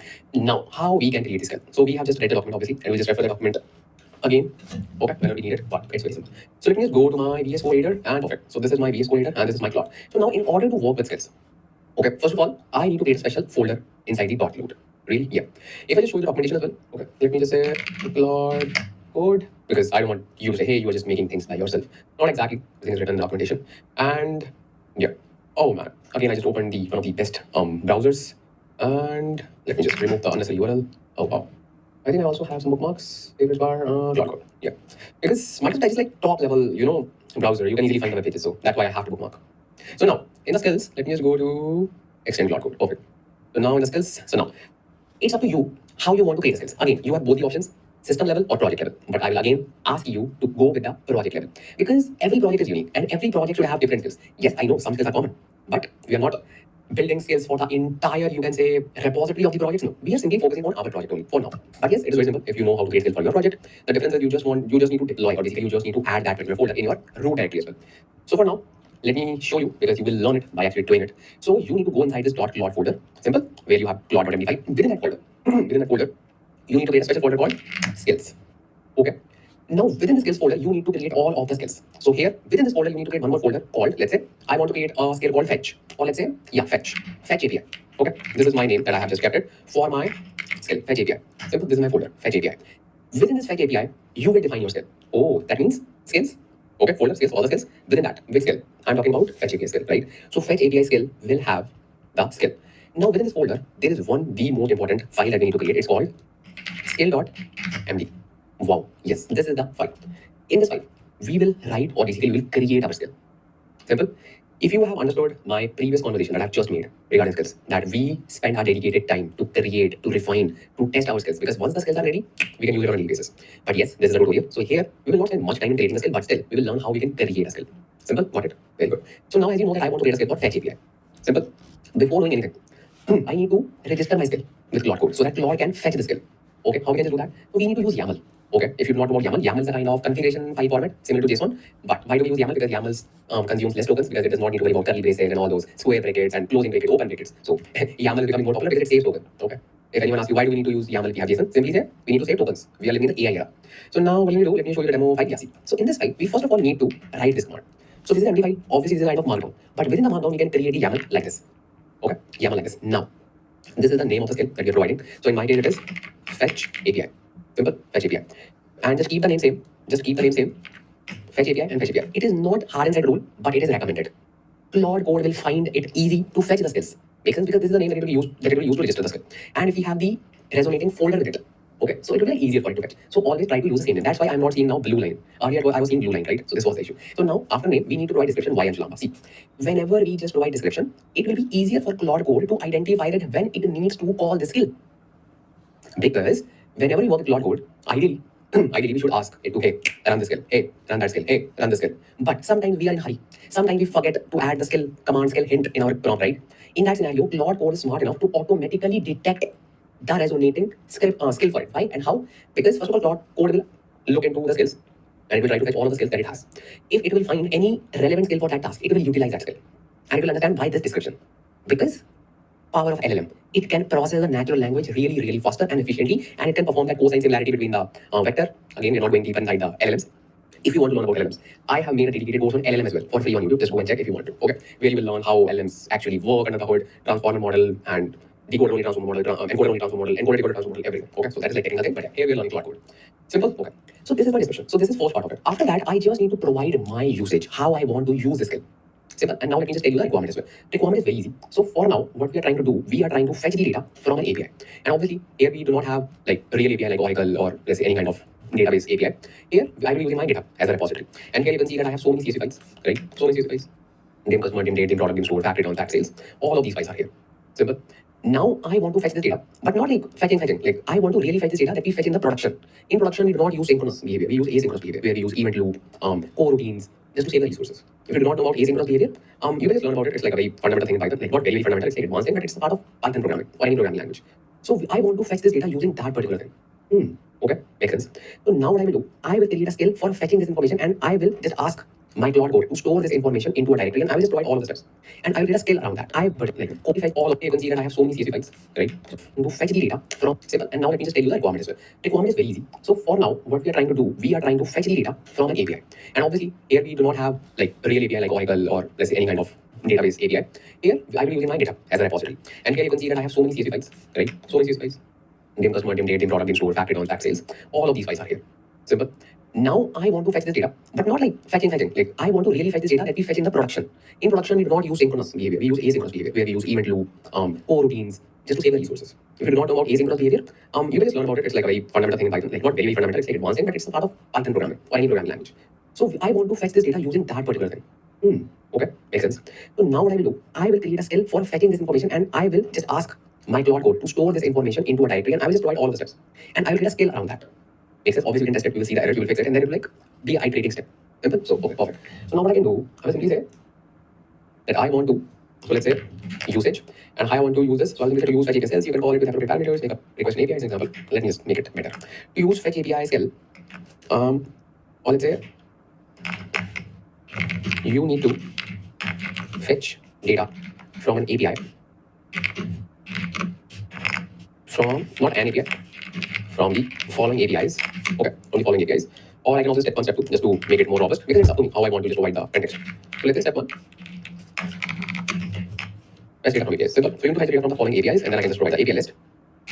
And here I need to provide the URL. So what is the URL? So let me just grab the URL. So I can click on this file. You can also see the URL. Okay. Just click on it and then just click on draw and then just provide this URL. So this is the URL that I have. Okay. Perfect. Perfect. So here I'll just provide the URL. This is the first URL. Okay. And then I have second URL, and here I just need to change it to dim, I think store. And then I have third URL, and here I just want to change it to, I think, dim date. Is it dim date or what? Yeah, dim date, and then dim product. Okay. Then let's say dim product, and then let's say fact sales. And then at the end, fact returns. Simple. So these are all of the APIs that I want to use. Simple. Okay. Perfect. So this is step 1. Okay. This is step 1. Perfect. So this is my step 1. It will fetch the data. Okay. So or you can say, yeah, fetch data from the APIs. You need to fetch data from following APIs. Makes sense. Or let's say you need to make Python API, or let's say, yeah, you need to make Python API calls to fetch data from the following URLs. Perfect. Using asynchronous functions, or let's say for it, using asynchronous HTTPX, because we do not use request library here in synchronous and asynchronous, because request library is synchronous Python, is a part of synchronous Python. HTTPX is the asynchronous version of the fetching the data. So I'll simply say you need to just do this. So this is step 1. Once this step is done, then I will say step 2. Step 2, handle API responses. After fetching data, you need to handle API appropriately. Not really, because this is just CSV data. After fetching data, you need to create a directory named having name with current timestamp, current data type in the format of the thing, and save the fetch data CSV file in that directory. Perfect. Yes. So it will create a folder, and then it will just save the data.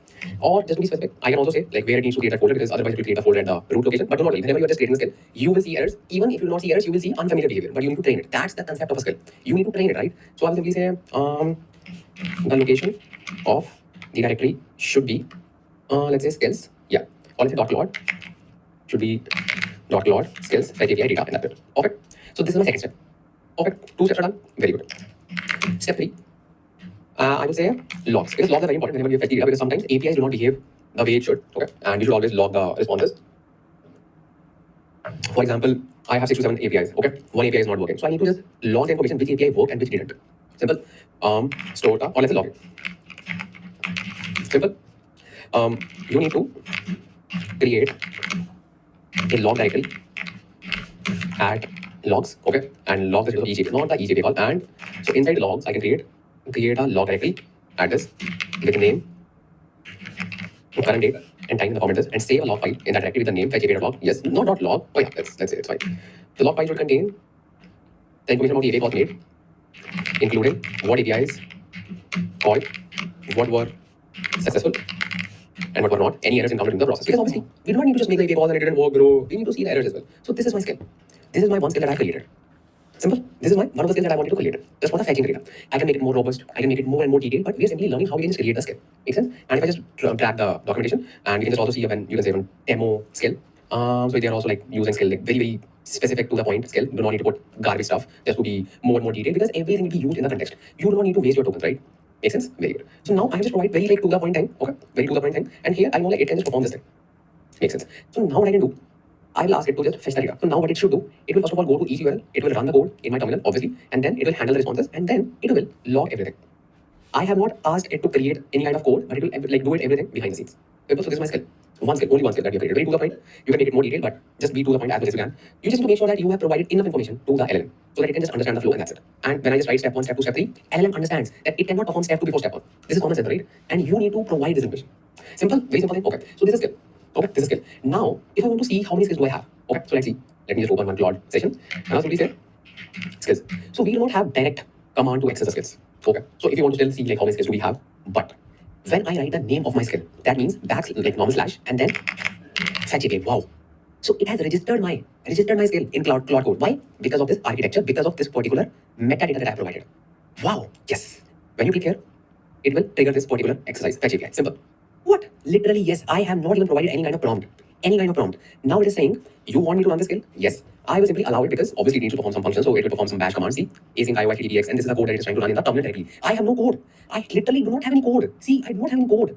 I have literally created a skill and I triggered it. And I will simply say yes. Now what will happen? It will keep on performing all the things. And now I can see that it has also opened one window in my screen. It is saying let me try a simpler approach. So to say yes, because it just popped up on machine. It's called Python install manager. So I think it's just trying to download Python. It doesn't know like I have the Python as well. So it will just simply do that. Let me run the script with the correct Python. It will simply say yes. And doesn't it look okay, like fetch we API are work. giving And a wow, man, particular literally wow. I can see data. I can see logs. Literally wow. Do you know what? Do you know what? What actually happened? A lot of things happened back in the scenes. Let me just show you first of all what happened. If I go to data, boom, I have all the files. Dim customer.csv, dim date, dim product, dim stored, fab, returns, fab sales. Wow. Logs. I have logs and I can also read the log. Wow. See, total US 6, successful 6, failed 0. Wow. And this is like a daily log. See, date as well. This is actually amazing. I have not touched any code. I have literally created this skill in front of you in just a few minutes, just provided a few steps, and I triggered it using slash skill, and that's it. And that's it. And now, do you know what? Let me just explain the flow, what exactly happened. I said slash fetch API, that is my skill name. Simple. Now, I am satisfied with this skill. Now, if I want to perform this entire process, I just need to come here and say fetch API, and that is it. I do not even need to provide a prompt. Why? I can provide a prompt. No worries at all. I will just show you that as well. I can say, can you please fetch the data using the skill fetch API? I can say that, but I do not need to say that as well. Why? The moment I say fetch API, okay, it will directly go to my skill. It will read everything. It will do all the things that I have asked it to do. Wow. And how it performed everything, because I didn't write any code, right? It created the code first of all. See, this is the code. It tried running it, but it got some error. See, exit code 49. It didn't even ask me, hey, this is the code, just handle it on your own. It fixed the code. How? It installed some packages, because one thing that I missed, I didn't ask it to run my Python through this environment, through this virtual environment. Obviously, we need to install async, IO, HTTPS, and all those things, right? It would have, I know, it would have installed all of these libraries in a global Python environment, and it would have used that environment to run my code. Obviously, that is a skill. See, we run it, we see the mistakes. Even if those are not mistakes, we will see the areas of improvements and we can improve it, right? Obviously, that is expected. But now what it did, it ran that command with new, you can say your executable, Python executable, and then it keep on. See, it was saying Python was not known because it didn't actually know like where is the Python. Then it said Python version and which Python. Simple, and it did everything on its own. Did I ask it that hey, if you are finding difficulty, just go to my this location, you will find the Python. Did I ask anything? No. It automatically solved the issues on its own using Claude code. Claude code is actually doing all of the things behind the scenes, resolving your errors automatically. I'm simply allowing it by saying yes, yes, yes. And that can also be automated. That's not a big deal. And it is running everything through bash, through terminal. See, it found my Python executable at this location. At this location, see? Wow, at this location. I can expand it. And see, this is not my Python virtual environment, this is my normal Python. And it is saying now let me run the script with the correct Python command, and then it ran the same command. Wow. And then what it did? The same thing that I just asked it to do. Save that location, save the result at the given location, and that's it. See? It actually followed it. Where is hallucination? Nowhere. Why? This is agentic AI. This is not just like LLM responses. This is the feedback loop that is running behind the scenes in the Claude code. Wow. And once you're satisfied with this thing, it's okay. You can just keep on running the skill. This is fetching. Now just imagine, like obviously we have taken a very basic example because I know I need to just be focused on Claude code. But for example, let's say I'm fetching my data from, let's say, Kafka, from, let's say, Event Hubs. Can I do that? Obviously. Do I need to write any code? No. How? Because it knows the code. I just need to tell. I just need to create the orchestration. And orchestration as well, I do not need to write any code. Do I need to write any, you can say, Airflow code? No. Because Airflow is used for orchestration, right? This is my orchestration in pure English. Not even like pure English, like normal liquid English. Forget about orchestration through coding. Forget about orchestration through drag and drop softwares. It is pure natural language orchestration of the work. Can you imagine the power of it? Makes sense? So now you can make this skill even more No, I better can't by imagine. creating that, hey, use this particular environment. Let's say this is step 2, and let's say this is step 3. Okay? This is step 4. And step 1 will be step 1, pick the Python environment. You need to, before you start, make sure to pick the Python environment in which you want to run the code. You can do this by clicking on Python environment. Not really. I will say you can run, install dependencies using my dot VNB environment, okay, which is located at, and then I can just provide the full location. I'm just trying to help him because it is better, right? Simple. Okay, which is this one, dot VNB. Yeah, it will just find the Python executable. So now it can pick that thing. Makes sense? And I can just save this thing. And before running that thing, I can just make sure, because I'm so sure it didn't pick my virtual environment because I didn't ask it to do it. So now I can say UV pip list. But if it is smart, it can pick that as well. But oh yeah, wow, it actually installed HTTPS in my virtual environment. That is amazing. Okay, so that means it took care of virtual environment as well. That is amazing. Let me just confirm it by running a command in my CMD. Let me just check if it has pip list. Here, let me just check. HTTPX. No, I don't have HTTPX. Wow, this is my global environment. Okay. Wow, this is actually smart. And you know what? I am not even using Sonnet. I am literally using Haiku. Haiku is like child. Just think about Sonnet. Think about Opus model. Think about it. Opus model has the context window of 1 million token. Can you imagine 1 million token context? Oh, wow. Crazy. This is crazy. Oh, should we just try it with NLP this time? Let's do it. Because obviously we create a new folder. Obviously because this is like recording the time as well, right? So let's do it. Let's create a new session. Okay. Let's do it. So I will go to new chat, and I have so many that I can just delete all of these ones. Perfect. Let me just click on plus. New session. Okay. So let's start by using NLP. I want to fetch the data from the APIs. Okay. I want to fetch data from the APIs using my skills. Simple. I am not even specifying my skill. Let's say it will automatically fetch it. Okay. Let's say. Processing, read. So it read all the skills. See, read. I will help you fetch. Boom. It picked the skill. Why? Using description. Very good. So now it will create a script. See, this is the script. So now it has actually created the file for me. File for what? File for actually fetching the data. Using what? NLP. Using what? NLP. But now you can say, do we need this thing? Yes. For the next component, I need this thing. So that is why I'm simply saying yes. Okay. So now it will say, I have performed this script. Let me run the script. So now to run the script as well. You can say yes. Now it got the error. Okay. Now it will say, allow this one. Yes. Do this. It will automatically solve all of the errors. All of the errors. Perfect. All the CSV files are there. Yes. Boom. Boom. But this time, like something different happened. But that was required. And that was expected. Okay. Let me tell you what happened. First of all, I said, I want to fetch data from the APIs using my skills. This time, or let's say last time, it generated the code. This time as well, it generated the code, obviously. But last time, it ran the entire code in the terminal. Yeah. Okay. It ran the entire code in the terminal. This time, it created the file. And then it ran that file. And then it fetched the data and performed the rest of the stuff. Yes. Simple. This is the difference. Now, why it happened? Because, first of all, I didn't just say fetch API. Because when I say fetch API, it will not do anything on its own. It will simply follow my steps. But when I use NLP, it will actually do something else. It will actually assume that you need to do this, that. So it will try to do some extra stuff. So this is a trade-off. Okay. Whenever you just want to perform exact stuff, just call the skill. But sometimes we do not just want to perform exact stuff. For example, let's say you have created the skill, right? Very good. You use it on a daily basis. Perfect. Now, let's say after 1 week, you have got, let's say, 2 to 3 new APIs, new URLs. Okay. Now you can say, could you please run these APIs just for one time and you can use my skill for the reference, and that's it. It will run the new APIs and it will refer your previously built APIs just for the reference. Simple. Simple.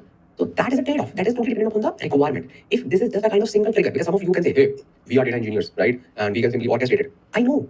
But what if, let's say I want to just do something else using the same skill? Can you run your pipeline just for new APIs? Or let's say just out of the box thing, I want to ask anything using NLP. Can you do that with a pipeline? No. But with Claude Code, you can do that. You can just orchestrate the stuff as well. And do not worry, I'm just coming on your point where you're saying that we can just build the scripts to orchestrate everything. I'm coming on that point. Do not worry at all. But are you imagining like what is happening here? Okay, amazing. So now let me just show you what actually happened. We got another folder because this is a new time frame, right? All 6 files are there. 1, 2, 3, 4, 5, 6. Perfect.